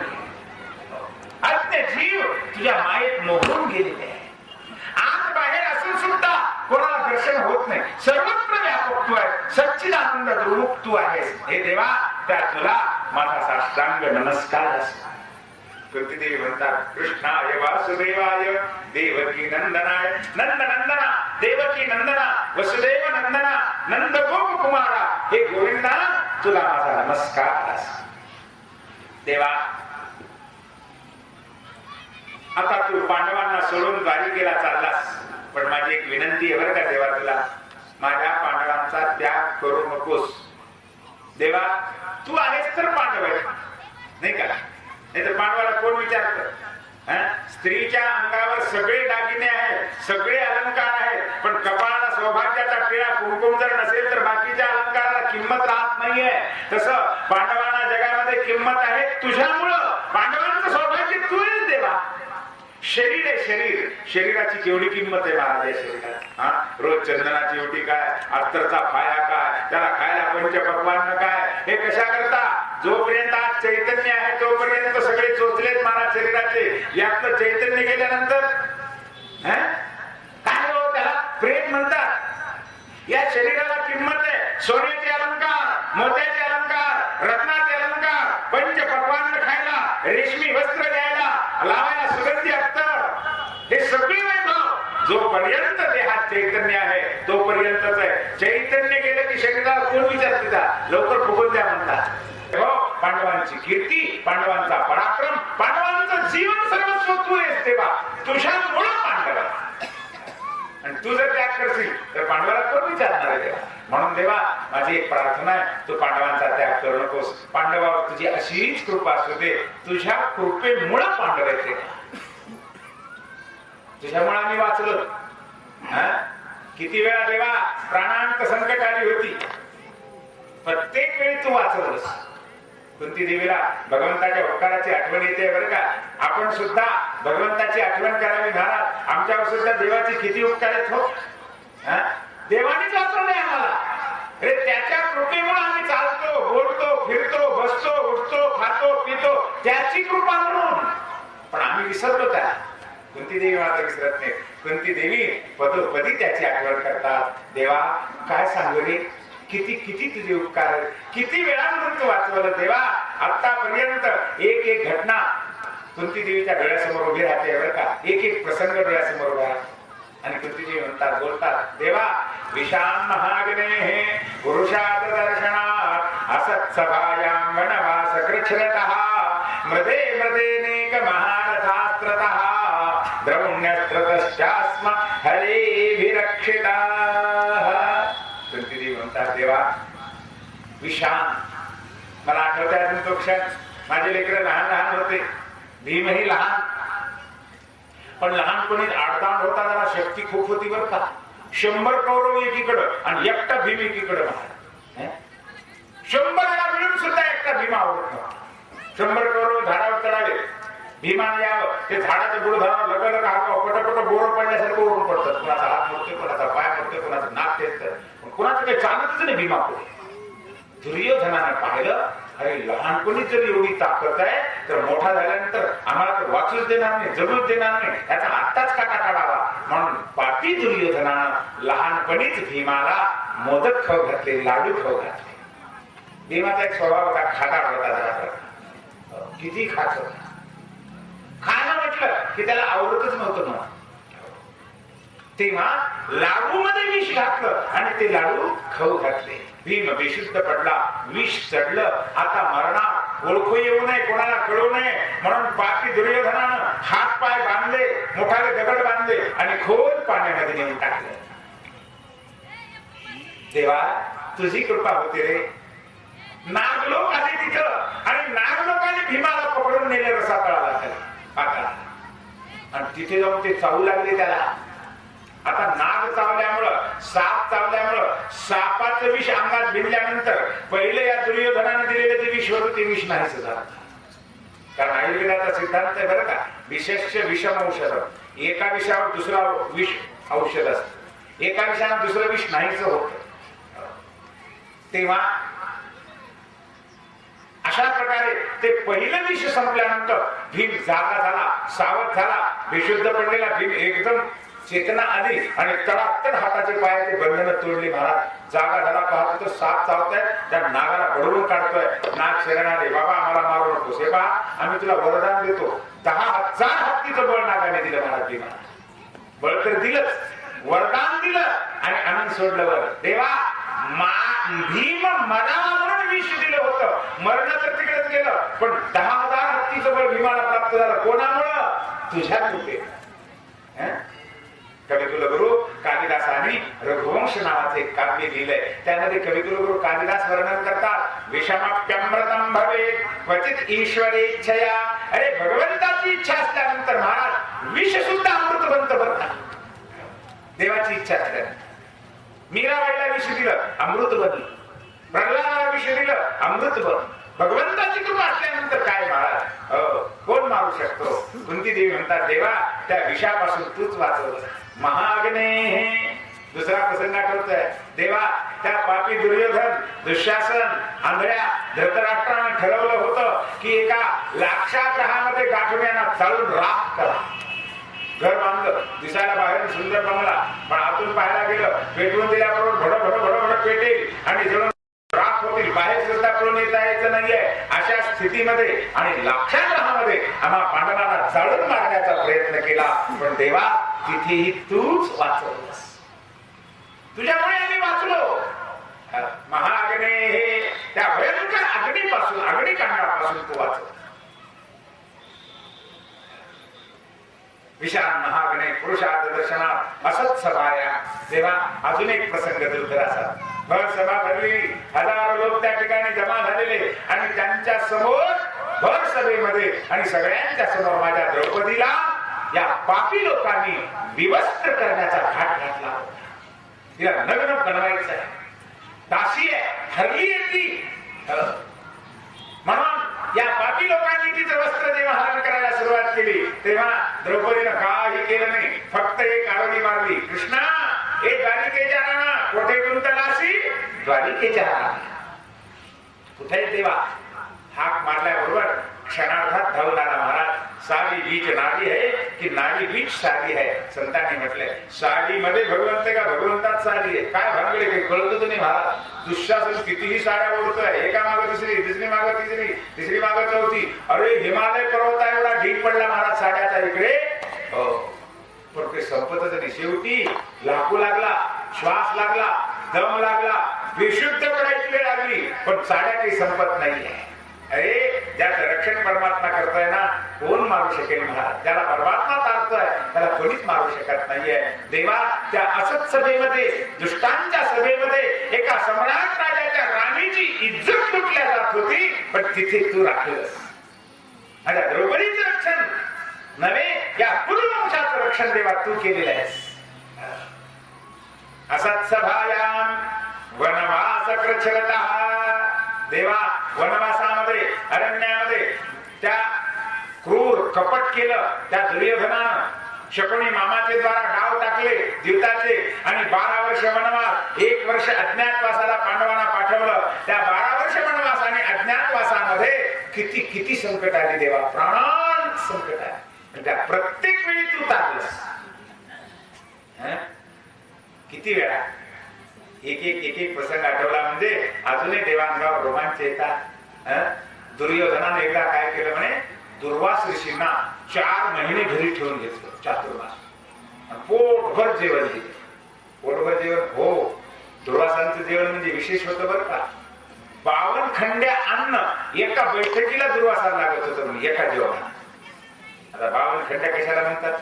आजकालच्या नवीन लोकांना गणित कळणार नाही बरं का, पण जुने लोक सांगतात 5 किलोची साधारणतः एक पायली असते आणि अशा 16 पायल्या धान्य झालं म्हणजे 1 मन होतं आणि असे 20 मन झाले म्हणजे 1 खंडी धान्य होतं. अशा 52 खंड्या धान्य जेव्हा शिजवावं आणि ते बनलेलं जेवढं अन्न असेल ना तेवढं अन्न एका बैठकीला दुर्वास खात होते. आता याला जीव घालणं ते सोपं आहे का? पण अशा दुर्योधनानं 4 महिने जीव घातलं म्हणजे. आणि चातुर्मास झाल्यानं रोज पक्वान्न करायचे. आज काय लाडू, आज काय जिलेबी, आज काय गुलाबजाम, पंच पक्वान्न रोज महाराज. जे म्हणेल ते पोटभर अगदी जीव तृप्त झाले दुर्वास. 4 महिने झाल्यानंतर दुर्वास म्हणतात दुर्योधना, आयुष्यात एक वेळ एखाद्यानं मला जीव घातला तर त्याला पुष्कळ झालं असं वाटतं. पुन्हा आता आयुष्यात घालून होते की नाही सांगतात. एवढं 52 खंड्या आणि तू 4 महिने मला जीव घातलंस. मी प्रसन्न झालो. दुर्योधना, देवाला तुला बसल्याला वर मागून घे, मी द्यायला तयार आहे. मागशील ते मी द्यायला तयार. आता या बाप्यानं काय मागावं? मोक्षपद मागितलं असतं एखाद्या, अक्षयपद मागितलं असतं, जन्म मरणातून मुक्ती मागितली असती, भक्ती मागितली असती, पण नाही. या बाप्यानं मागितलं म्हणे गुरुदेव तुम्ही कृपा केली, माझ्या घरी येऊन 4 महिने जेवण केलं, माझ्यावर कृपा केली, अशीच कृपा माझ्या भावावर सुद्धा करा. माझे भाऊ वनवासात येत नाही. तर बिचारे वनवासात असल्यामुळं त्यांच्याजवळ काही धनधान्य नाही, काही नाहीये, तेव्हा ते कुठून आणतील आणि काय कसं खाऊ घालतील? 4 महिने तर तुम्हाला खाऊ घालणार नाहीये, पण निदान 1 दिवस तरी तुम्ही जाऊन त्याच्या घरी जेवा, 1 दिवस, आणि त्यांना आशीर्वाद द्या. पण अशा वेळी जा जेवायला की ज्यावेळी पांडवांचं जेवण झालेलं असेल, भीमाचं जेवण झालेलं असेल, कुंतीचं जेवण झालेलं असेल आणि द्रौपदी सुद्धा जेवण थाळी घासून पुसून ठेवली असेल, त्यावेळी जाऊन जेवण माग. किती दुष्ट येत होता. द्रौपदीकडं एक भगवंताने दिलेली थाळी होती बरं का. त्या थाळीचा नियम असा होता, सकाळी स्नान संध्या वगैरे झाली आणि देवाला पूजा झाली, नैवेद्य दाखवायचं की त्या थाळीतून अन्न यायचं महाराज, आणि मग द्रौपदीला वाढत राहायचं. कितीही अन्न काढलं तर त्या थाळीतून येतच राहतं. जसं एखादा जिवंत झरा लागला, गावीनं किती पाणी उपसत राहा, पाणी येतच राहतं, तसं त्या थाळीतून अन्न येतच होतं. पण नियम असा होता की सगळ्याचं जेवण झालं, द्रौपदीचं जेवण झालं, तिने धुवून पुसून ठेवली की मग पुन्हा दिवसभर पुन्हा काही एकदा चाललंय. द्रौपदीचं जेवण होईपर्यंत, तिनं धुवून पुसून ठेवेपर्यंत अन्न येत राहत होतं. आणि दुर्योधन म्हणतोय की अशा वेळी जाऊन अन्न मागा की ज्यावेळी ती धुवून पुसून पालती घालून ठेवली असेल. ठीक आहे. आणि त्याप्रमाणे दुर्वासाची वनवासामध्ये पांडव असताना दत्त म्हणून येतात, धर्मराज मला भूक लागली आहे, तुम्ही गृहस्थाश्रमी आहात, अतिथीची सेवा करणं गृहस्थाश्रमीचं काम आहे, तेव्हा मला जेवायला द्या. धर्मराजाने हात जोडले, नमस्कार केला, प्रभूजी हरकत नाही, या जेवायला, मी तयार करतो गरम गरम अन्न, तोपर्यंत तुम्ही स्नान संध्या करूया. आणि गेले दुर्वास तिकडे स्नान संध्या करायला यमुनेला. बरं एकटे दुर्वास आहेत का हो? 10,000 शिष्य होते बरोबर दुर्वासांचे. या सगळ्यांना घेऊन यमुनेवर स्नानाला गेले. महाराज या तुमचं स्नान संध्या पूजा करून तोपर्यंत स्वयंपाक तयार. आणि धर्मराज लहान चेहरा करून, रडका चेहरा करून बसले किंवा अंगणामध्ये चिंता दूर होणं.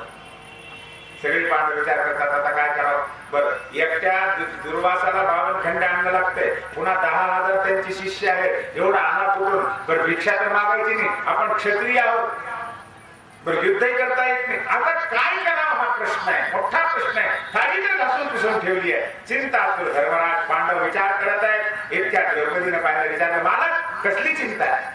तेवढे असं असं आहे. मग तुम्ही काय चिंता करता? अजिबात चिंता करू नका, जा दुर्वासाला बोलवून आणा, मी तयार करते स्वयंपाक. अगं द्रौपदी काहीच नाही ना. अहो तुम्ही काय चिंता करता? काही जरी नसलं तर माझा पाठी राखा, माझा बंधू, माझा सखा, माझा कान्हा आहे ना माझ्या पाठीशी, माझा द्वारकाधीश जोपर्यंत माझ्या पाठीशी आहे, मला कसलीच चिंता नाही. तुम्ही काय चिंता करा, जा बोलवा.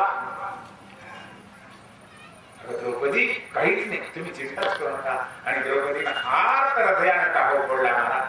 कोठे गुंतलासी द्वारिकेच्या गदासी हरे हरे, कुठेस हे प्रभू, हे द्वारिकाधीशा, हे कन्हैया, हे दीनबंधू, कुठेस?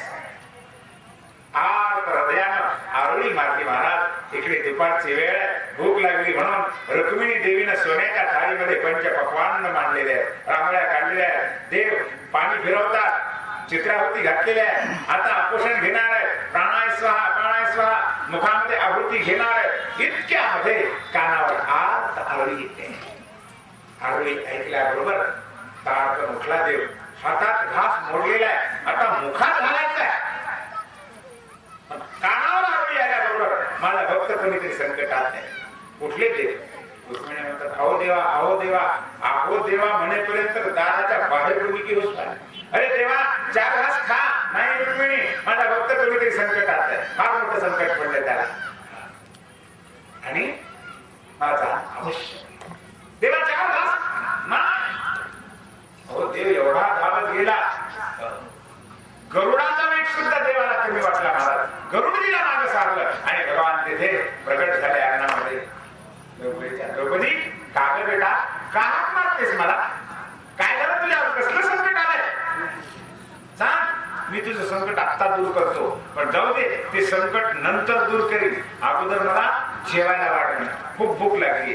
अगं मी जेवायला बसलो होतो तिथं द्वारकेमध्ये, रुक्मिणीने थाळ तयार केली होती, आता मी घास घालणार इतक्यात तुझा शब्द कानावर आला, म्हणून जेवण टाकून मी खावं, मला भूक लागली, मला वाट जेवायला. रुक्मिणी म्हणते, देवा यालाच म्हणतात दुकानात ते राहावा म्हणा. आता यायला पुढची वर्षी पाडली देवा. आणि इथंच काही नाही, तो दुर्वास 10,000 शिष्यासह म्हणून मी तुला बोलावलं, तू म्हणतोस का मला भूक लागली खायला दे? होय ग द्रौपदी, खरंच जेवता जेवता आलो, घासही घेतला नाही, आवडी आली की आलो उठून, काहीतरी दे, थोडं तरी दे. देवा खरंच नाही, काही नाही. द्रौपदी कुठेतरी काहीतरी असेल, एक घास, एक कण. भगवंताने भागवतात म्हटले महाराज, अनवपी भारतम भक्त प्रेमना बोलले, एक कण नव्हे अमोदरी झाला माझ्या भक्तांनी दिलेला पुष्कळ आहे. मला जास्तच पाहिजे असं नाही रे. अगं ती थाळी आंतरी तेव्हा धुवून ठेवली, मी आता घासून ठेवली, आंतरी थाळी आणली. महाराज पाहतात तिकडं तिकडं उदाहरण पालत करून इकडून तिकडून कुठेतरी एका कडेला एक भाजीचं पान चिकटलं. का हो? द्रौपदीच्या मागतून त्यांच्यासाठी घाई, आणि घाई मध्ये आम्ही भांडी विसरून फळ जशीच्या तशी अगदी अर्ध खरकट त्याला तसंच ठेवतो. आमच्यासाठी होती का द्रौपदी? स्वच्छ हसून ठेवलं होतं. मग हे भाजीचं पान कुठून आलं? संत म्हणतात, सज्जन हो, हे सगळं ब्रह्मांड त्याला एका क्षणात निर्माण केलं, त्याला भाजीचं पान निर्माण करायला काही कष्ट लागणार आहे? अरे जगात लाखो करोडो ट्रकच्या ट्रक भाजी निर्माण करणारा देव, आणि त्याला एक भाजीचं पान निर्माण करायला काही अवघड आहे का? त्याला ब्रह्मांड निर्माण केलं, इच्छा मात्र एका क्षणात निर्माण केलं. आणि ते भाजीचं पान उचललं आणि जिभेवर टेकल्याबरोबर तृप्तीचा ढेकर दिला. इकडे प्रभूनं ढेकर दिला की तिकडे दुर्वासाला घरा ढेकर यायला सुरुवात झाली. महाराज नुसते दुर्वासाच नाही, दुर्वासांचे विद्यार्थी शिष्य तर गडबडा लोळू लागले. त्या वाळूमध्ये म्हणायच्या, मेलो मेलो पुरे आता खायचं नाही, अरे पुरे आता नका वाट, अजून तर कोणी वाढले नाही, इकडे तर पुरे म्हणत आहे, ढेकर येत आहे. दुर्वासाची विचार करता आज काय घडलं आयुष्यात? 52 खंडे अन्न खाल्लं तर मला कधी एक साधा ढेकर आला नाही, आणि आज ढेकरा मागे ढेकर येत आहेत. काय कारण? मी तृप्त झाल्यासारखं वाटतंय. मी इतकं अन्न खाल्लं कधी मला तृप्त वाटलं नाही, आणि आज तृप्ती का वाटते?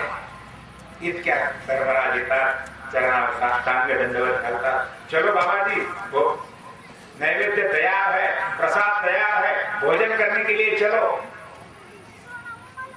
दुर्वास म्हणतात, धर्मराज खरं सांगा, तुमच्या घरी कोणी पाहुणा आलाय का? नाही बुवा, आमच्या घरी कोणी पाहुणा नाही. कोणी आला असेल? नाही, कोणी पाहुणा नाही. कोणीतरी नवीन आलाच असेल, नवीन कोणी नाही, आमचा जुनाच येतो म्हणे. पाहुणा नाही, तो घरचाच येतो. कोणी द्वारकाधीश आलाय असं ना?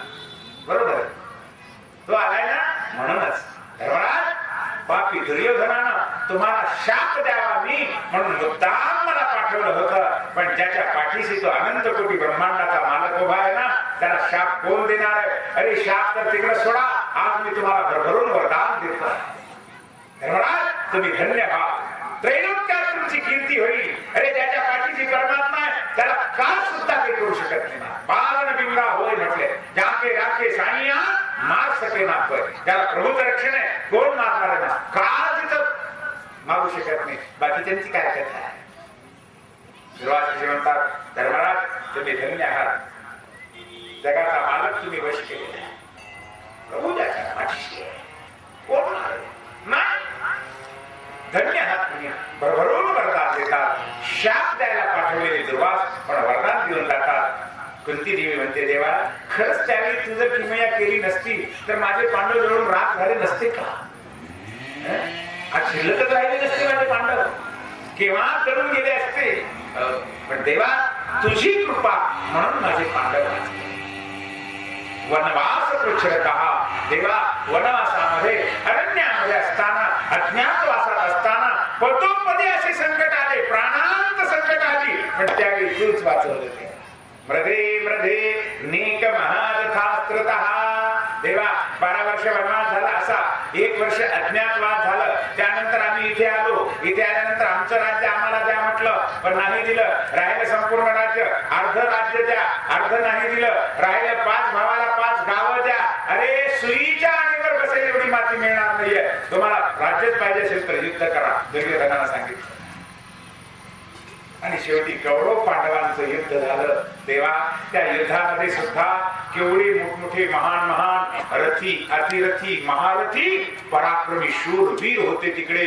द्रोणाचार्य, भीष्माचार्य, कृपाचार्य, कर्ण, अश्वत्थामा, अरे एकापेक्षा एक पराक्रमी शूर वीर, एक एक पृथ्वी मोलाचा योद्धा, संपूर्ण पृथ्वीची नाश करण्याची ताकद एका एका वीरामध्ये. असे वीर विरोधामध्ये असताना सुद्धा आणि तू सगळ्या पांडवांना वाचवलंस, जगवलंस. देवा तुझ्यामुळे पांडव वाचले. कुंती देवी म्हणतात मृदे मृदेनेक महारथास्त्रतः. देवा पावलो पावली किती संकट आले. पहिल्यांदा भीष्माचार्य होते सेनापती बरं कौरवांचे. बरेच दिवस झालं युद्ध झालं पण पांडव काही मरत नाही. दुर्योधन संतापला की होते. दुर्योधन भीष्माचार्याला म्हणतो भीष्माचार्य महाराज तुम्ही आमचे सेनापती आहात, आम्ही मूर्खपणा केला, तुम्हाला सेनापती पद दिलं. अहो सेनापती असून तुम्ही एकही पांडवांना मारला नाही अजून. इतकी दिवस झालं युद्धच करत नाहीये, लुटुपुटीचे युद्ध करत आहात. खरं तर युद्ध केलं असतं आजपर्यंत अर्जुन तरी मेला असता, धर्मराज तरी मेला असता, भीम तरी कोणीच मेला नाहीये. त्यात युद्धच करत नाहीये. तुमचं सगळं प्रेम पांडवावर आहे. तुम्ही लुटुपुटीचे युद्ध करता. आम्ही मूर्खपणा केला, तुम्हाला सेनापती पद दिलं. सरकार राजीनामा द्या, बाजूला व्हा. माझा कर्ण सेनापती व्हायला तयार आहे. एका दिवसात 5ही पांडव मारायला तयार आहे.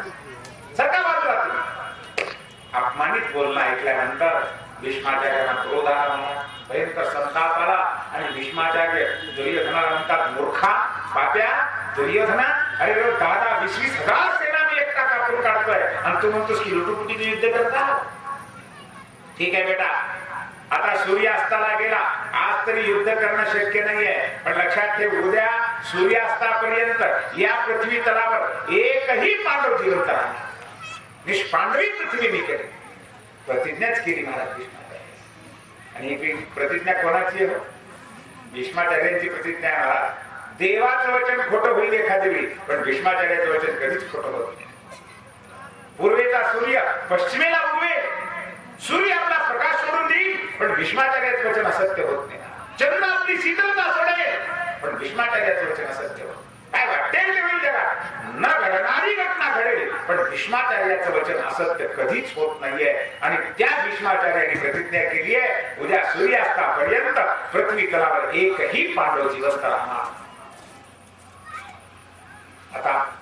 आता तर सूर्यास्ताला गेलाय, आज तर युद्ध बंद आहे. उद्या दुर्योधनाला काय आनंद झाला महाराज. कौरव पक्षामध्ये आनंदाला कमीच नाहीये. अंगावर गुलाल काय बोलू लागले, पोतेच्या पोते गुलाल उधळला. दुर्योधन महाराज की जय, दुर्योधन महाराज की जय. आता विजय झाला, उद्या पांडव मेलेच, दुर्योधन राजा झाला, आता पृथ्वीचा सम्राट राज्यपद आलं. जय जयकार काय चाललाय. कौरव पक्षात आनंद आहे आणि नेमके याच्या उलट पांडवांच्या पक्षात दुःख आहे महाराज.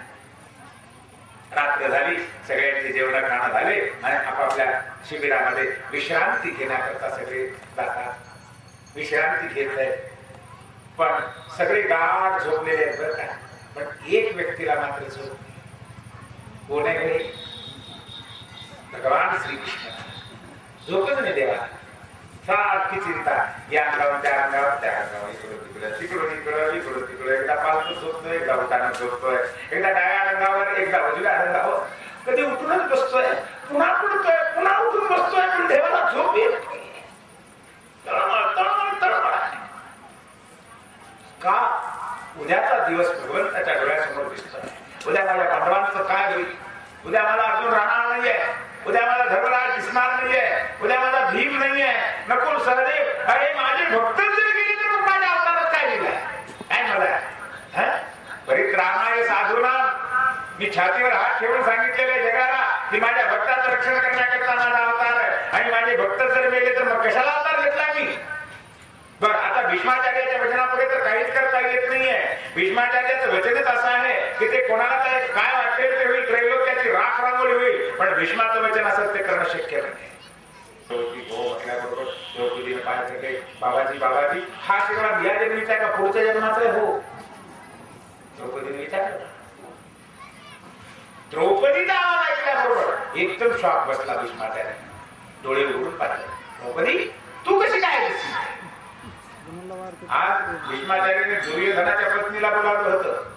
दुर्योधनाला सांगितलं होतं, दुर्योधना पहाटे 3 वाजता उठून तुझ्या पत्नीला माझ्या दर्शनाकरता पाठव, मी तिला आशीर्वाद देईन. आणि दुर्योधनानं पाठवलं सुद्धा होतं. ती दुर्योधनाची पत्नी राजवाडा सोडून गल्लीच्या तोंडापर्यंत सुद्धा आली होती. पण ह्या बाबानं दुसरं एक रूप घेतलं आणि तिला त्या गल्लीच्या तोंडाला जाऊन अडवलं. का कुठं निघालीस म्हणे तिकडे भीष्माचार्याच्या दर्शनाला. एवढ्या रात्री असते का? भीष्माचार्य काय पळून चालले काय? आपलेच ती भीष्माचार्य. आणि एवढ्या अंधारामध्ये रात्री गल्लीमधून या गल्लीतून त्या गल्लीत तू जाताना कुणी जर उठून पाहिलं तर काय म्हणतील लोक? खुसबुस करतील ना. तू काही सामान्य आहेस का? राजाची राणी आहेस. हो, राणी काल रात्री अंधारात या गल्लीत दिसली मला. खुसबुस खुसबुस. अगं चिंदीच्या झाडाखाली ताक सुद्धा पिले तर लोक काय म्हणतात? म्हणून सांभाळून राहावं लागत असतं. असं एवढ्या रात्री कुठे दर्शनाला जात असतात का? उजळू दे थोडं, मग नंतर जा. तिला खरं वाटलं की लोक काय म्हणतील, एकटं चालत आपण जाऊ द्या म्हणे. थोड्या वेळाला जाऊन तिथून फिरली वापस. म्हणजे जी दर्शनाला निघाली होती तिला वापस जाऊन झोपवलंय आणि जी झोपली होती तिला जाग करून उठवून आणलं. यालाच कृष्ण कारस्थान म्हणतात. भीष्माचार्याने ओळखले. ज्या तुम्ही दुर्योधनाच्या पत्नीला बोलावला असताना ती नाही तर ही कशी काय? नक्की काळायचं कारस्थान. द्रौपदी खरं सांग, तुला कोणी आणले? तुम्ही कोणी नाही, मीच आले. खोटं बोलू नकोस राम प्रल्हाद. तू आली नाही, तुला आणले गेले. कोण आणलं एवढं मला सांग. कोणी नाही म्हणे माझ्याबरोबर एक माझा नवकर आहे. असं कोण आहे नवकर? तारावर बाहेर. भीष्माचार्याने ध्यान सोडलं, आसन सोडलं आणि धावत पळत निघाले. मला दारावर येऊन पाहतात तर हा नौकर होता जो लक्ष्मीचा पती आहे, त्रैलोक्याचा मालक आहे, ब्रह्मांड ज्यानं निर्माण केले आहे. तो नौकर म्हणून आलेला आहे. डोक्याला मंडाचं काय बांधलंय, एका हातात कंदील काय, एका हातात काठी काय, रूप पालटलंय, द्विभुज रूप घेतलेलं आहे. भीष्माचार्य चरणावर साष्टांग दंडवत घालतात. देवा काल असल्यात माझ्या दारावर कोण बोलावलं रे देवा तुला? मी आमंत्रण दिलं होतं, पत्रिका दिली होती, फोन केला होता, नोकराला पाठवलं नाही. मग काल माझ्या दारावर उगीच का? न बोलावता? हो, न बोलावता. तेव्हा आज जसं न बोलावता माझ्या दारावर आलास ना, तसंच आणखी एक वेळ येईल देवा. ते म्हणे केव्हा? भीष्माचार्य सांगतात, देवा जेव्हा प्राण तन से निकले, जेव्हा माझ्या कुडीतून प्राण जातील ना, अंतकाळ येईल ना देवा, त्यावेळी तू असाच माझ्या समोर उभा न बोलावता ये. गंगा जल लागना. भीष्माचार्य प्रार्थना करतात, देवा जेव्हा माझा अंतकाळ येईल ना, त्यावेळी न बोलावता ये. भगवान म्हणतात, भीष्माचार्य जास्त काही नाही, फक्त एक हाक मारा. आलंच नाही देवा. मरताना माझी अवस्था काय असेल? बोबडी वळली तर मी कशी हाक मारू सांग? बेशुद्ध पडलो कशी हाक मारू? तोंडावरून वाहत गेलं, मला बोलता येईल ना, कृष्ण कृष्ण म्हणता येईल ना, मी कसं तुला बोलू सांग? बरं समजा वाणी चांगली आहे, पण मी कोमात गेलो, बेशुद्ध पडलो, मला तुझी आठवण सुद्धा यायची नाहीये. तेव्हा देवा मरताना माझी स्थिती कशी का असे ना, मी शुद्धीवर असेल नाही, बेशुद्ध असेल, वात पित्त उफाळून आलेला असेल, माझी बोबडी वळलेली असेल, मला बोलता येत नसेल, काही असो, मी आठवो न आठवो, बोलवो न बोलवो, तू मात्र न बोलावता ये आणि माझ्या समोर उभा राहा देवा. मला असंच दर्शन दे. जेव्हा प्राण दर्शन केले भगवान सांगतात, येतो बरं, येतो न बोलावता येतो. आणि अशा प्रकारे त्या ठिकाणी द्रौपदीला नेऊन तिला आशीर्वाद देऊन द्रौपदीने विचारलं, महाराज कालचा पण खरा होणार आहे, कालचा आशीर्वाद खरा होणार आहे.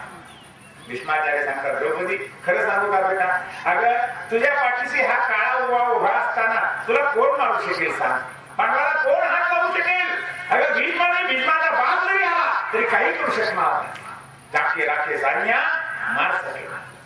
अरे हा त्याच्या पाठीशी आहे. प्रतांत काळ जरी आला तरी तो मारू शकणार. बेटा कालचा पण क्रोधामध्ये आदेशामध्ये मी घेतलेला प्रतिज्ञा होती, म्हणून ती खोटी होईल. आज दिलेला आशीर्वाद पहाटेच्या वेळी प्रसन्न मनाने दिलेला आशीर्वाद आहे, म्हणून आशीर्वादच खरा होईल. तुम्ही विजयश्री पावा, जगात कल्याण होईल, पांडव विजयी होतील, आशीर्वाद दिलेला. आणि अशा प्रकारे भगवंतांनी नाटक करून त्या भीष्माचार्यांच्या संकटापासून तारलं महाराज पांडवांना वाचवलं. कुंती देवी म्हणतात तेव्हा मृदे मृदे नेक महारथास्त्रतः युद्धामध्ये पावलं पावलीच वाचवलं तेव्हा. द्रोणाचार्य असे संतापले. भीष्माचार्य संपल्यानंतर द्रोणाचार्य सेनापती झाले. ते कोणालाच ऐकणार. मग देवाने एक युक्ती केली. एक अश्वत्थामा नावाचा हत्ती मारला आणि सगळीकडे उठवून दिली. अश्वत्थामा मेला, अश्वत्थामा मेला. मग द्रोणाचार्य खरंच अश्वत्थामा हत्ती मेलाय का माझं पोरगच मेलंय म्हणून विचारायला धर्मराजाकडे येतात. देवाला हे सगळं माहिती होतं. दुसऱ्याला कोणाला विचारणार नाही, धर्मराजाकडेच येतील. म्हणून ते येऊन पोहोचण्याच्या आधी तर कृष्ण येऊन बसला इथं धर्मराजाचं. हा धर्मराज आता द्रोणाचार्य येतील, तुम्हाला विचारतील अश्वत्थामा मेला का? तुम्ही सरळ म्हणायचं अश्वत्थामा मेला. देवा प्राण गेला तरी मी खोटं बोलणार नाही. या राज्या पृथ्वीच्या राज्याकरता अरे त्रैलोक्याचं राज्य मिळालं तरी मी खोटं बोलणार. माझे बापदादे कधी खोटं बोलले नाही. आयुष्यात मी कधी खोटं बोललो नाही. आणि आता बोलू का राज्याकरता? कधीच बोलणार मी नाही बोलणार. अहो हत्ती मेलाय ना, हत्ती मेला असेल असं नाही. तुम्ही असं करा म्हणा अश्वत्थामा हता, मग पुढे नरोवा कुंजरोवा. हत्ती मेलाय का मनुष्य मेलाय मला माहिती नाही, पण अश्वत्थामा मेला एवढं तर म्हणायला काय हरकत. शेवटी बळच त्यांना राजी करायला लावलं. आणि अशा प्रकारे आयुष्यात कधीच खोटं न बोलणाऱ्या धर्मराजाला सुद्धा खोटं बोलायला लावलं. अश्वत्थामा हता नरोवा कुंजरोवा. पण ते नरोवा कुंजरोवा जरूर त्या द्रोणाचार्याला ऐकूच गेलं नाही. कारण इकडे नरोवा कुंजरोवा म्हणायच्या अर्थ त्यांनी शंख फुंकला. त्या शंखाचा ध्वनी, मृदंगाचा ध्वनी, दुंदुबीचा ध्वनी, नगारीचा ध्वनी आणि आधीच सगळ्याला सांगून ठेवलं होतं. त्या ध्वनीमध्ये ते ऐकूच आलं नाही पुढचं. एवढं मात्र ऐकू आलं द्रोणाचार्याला की अश्वत्थामा हता, अश्वत्थामा मेला म्हटल्याबरोबर त्यांनी शस्त्रास्त्राचा त्याग केला आणि द्रोणाचार्य संपले महाराज पुढे द्रुपदाने येऊन द्रुपदपुत्राने येऊन मारलेला आहे वगैरे वगैरे. अशा प्रकारे कारस्थान करून द्रोणाचार्याला संपवलं आणि पांडवाला वाचवलं. कर्णाचं सुद्धा असंच आहे. कर्णाजवळ इंद्राने दिलेली शक्ती होती बरं का. त्यानं अर्जुनाकरता राखून ठेवली होती महाराज. फक्त अर्जुनावर सोडायचं. पण जोपर्यंत कर्णाजवळ ती शक्ती आहे भगवंताने अर्जुनाला समोर येऊच दिलं नाही युद्धामध्ये. दुसऱ्याला पाठवावं, अर्जुनाला लांबच पाठवावं.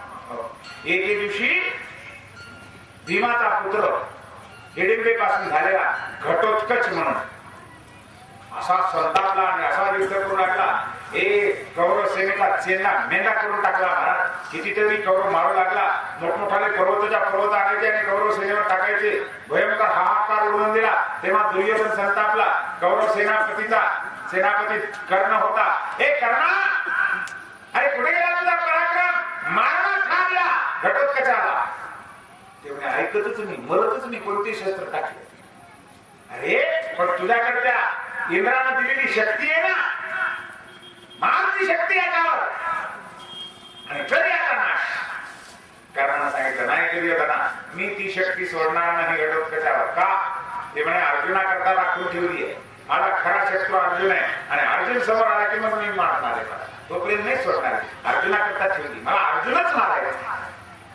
दुर्योधन संतापून म्हणाला अरे अर्जुनाची भेट होईपर्यंत आम्ही जगलो तर की याच्या तावडीतून हे इतकं राक्षसाचं पिलू माजलेलं आहे. भयंकर हजारोची सेना एका क्षणात कापून काढत आहे. आम्ही सगळी मदत आहोत आणि मग आम्ही शक्ती मारून अर्जुनाला मारून करायचं काय आम्हाला? ते काही सांगू नको करणार. आत्ताच्या आत्ता शक्ती सोड आणि या घटोत्कचाला ठार मार. शेवटी ऐकावंच लागलं दुर्योधनाचं आणि अश्वत्थामा त्या कर्णानं शक्ती जोडली धनुष्यावर आणि घटोत्कचावर सोडली.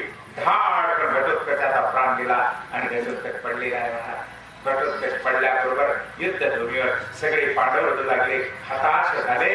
पण भगवंताने मात्र टाळी वाजवली आणि आनंदोल्लास केला. वा वा आनंद झाला. भगवान आनंदोत्सव करतात टाळी वाजवून.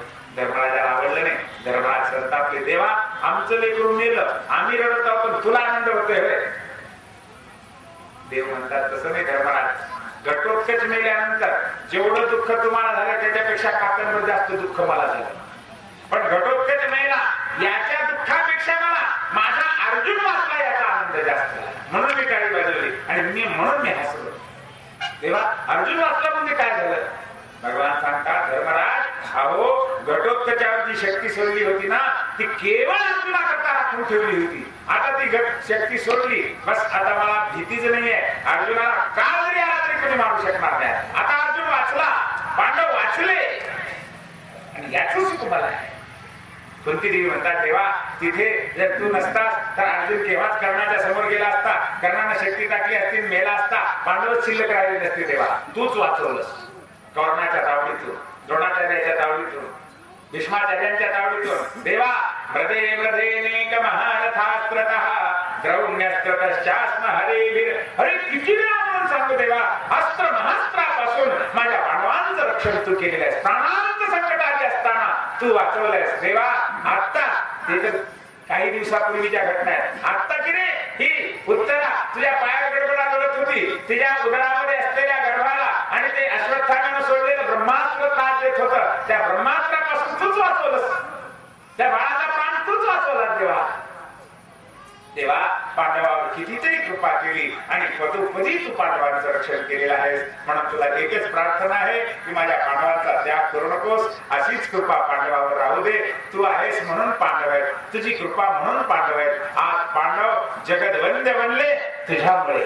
आज लोक सकाळी उठल्याबरोबर पांडवांचं नाव घेतात तुझ्यामुळे, तुझ्या कृपेमुळे. देवा देवा तुझ्यामुळेच हे सगळं आहे. माझी एकच प्रार्थना आहे. कुंती देवीने देवाला एक मागणं मागितलंय, मोठं विचित्र मागणं. देवा मला संकट दे.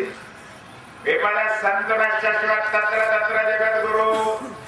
भगवान म्हणतात आता तुला वेळ लागले का? अगं दुःख दुःख काय मागते? आतापर्यंत सगळा जन्म दुःखात गेला, आता सुखाचे दिवस आहेत, सुख माग. कुंतीने सांगितलं नको नको नको. देवा दुःख माझा गुरु आहे. दुःख आले की मनुष्य अहंकार रहित बनतो, दुःख आले की देवाला शरण जातो, दुःख आले की देवाची आठवण येते, सुखात येत नाही. म्हणून मला दुःख आहे. जेणेकरून तुझं स्मरण होईल अशी स्थिती दे देवा.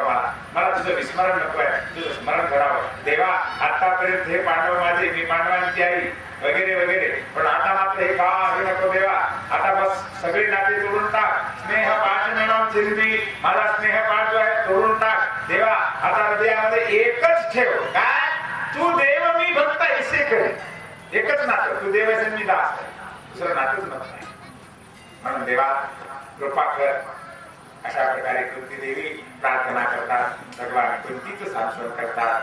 आता कुंतीचं सांत्वन झालं, भगवान रथामध्ये बसणार आहेत. इतक्या धर्मराज येतात. धर्मराजाचं सांत्वन करायचंय. भीष्माचार्यांची द्वारा भगवान धर्मराजाचं सांत्वन करतात आणि सर्व आनंदी आनंद करून सगळ्यांचं सांत्वन करून धर्मराजाला राज्याभिषेक करून स्वतः भगवान द्वारिकेला गेलेले आहेत. आता द्वारिकेत आनंदाने राहत असताना, धर्मराजाचं राज्य चाललं असताना एक दिवशी सुंदर अशा सुमुहूर्तावर उत्तरा देवी प्रसूत झाली आणि तिला पुत्ररत्न झालं. धर्मराजाला आनंद झाला, वंशाला दिवा आला. लागली वेद वैदिक ब्राह्मण बोलावले. हो जातकरण, नामकरण आदी संस्कार, नाव ठेवायचं, जातकरण, ज्योतिष सांगा, भविष्य सांगा, कुंडली मांडा, पत्रिका तयार करा. त्या परीक्षेचा नामकरण संस्कार, जातकरण संस्कार, त्या परीक्षेची लहानापासून मोठा कसा होतो आहे, त्या परीक्षेचं चरित्र, तो मृगेला काय जातोय, एका ऋषींच्या गळ्यात मेलेला साप टाकतोय, त्या ऋषीच्या पुत्रानं 5 वर्षाच्या बालकानं शाप दिलेला आहे, तुला 7व्या दिवशी तक्षक साप चावून मरण येईल. आणि ती शापवाणी ऐकून परीक्षिती राजा सर्वस्वाचा त्याग करून गंगेच्या तीरावर येऊन प्रायोपवेशन घेऊन बसतो आहे आणि भगवंताच्या कृपेनं त्या ठिकाणी शुकाचार्यांचं आगमन होत आहे. राजा परीक्षिती प्रार्थना करतो आहे आणि शुकाचार्य महाराजच्या 7 दिवसामध्ये राजा परीक्षितीला मुक्त करण्याकरता त्याच्या प्रार्थनेवरून भागवताचं ज्ञान, भगवंताचं चरित्र, गोड गोड कथा शुकाचार्य सांगत आहेत. काय सांगतात उद्या दुपारी 2 वाजता पाहूया. झालेली सेवा गुरुमाऊलींच्या चरणी निवेदित असो, बालाजी भगवंताच्या चरणी निवेदित असो. यजमान आरती लावतील, तोपर्यंत आपण थोडंसं नामस्मरण करूया. हरे नमः.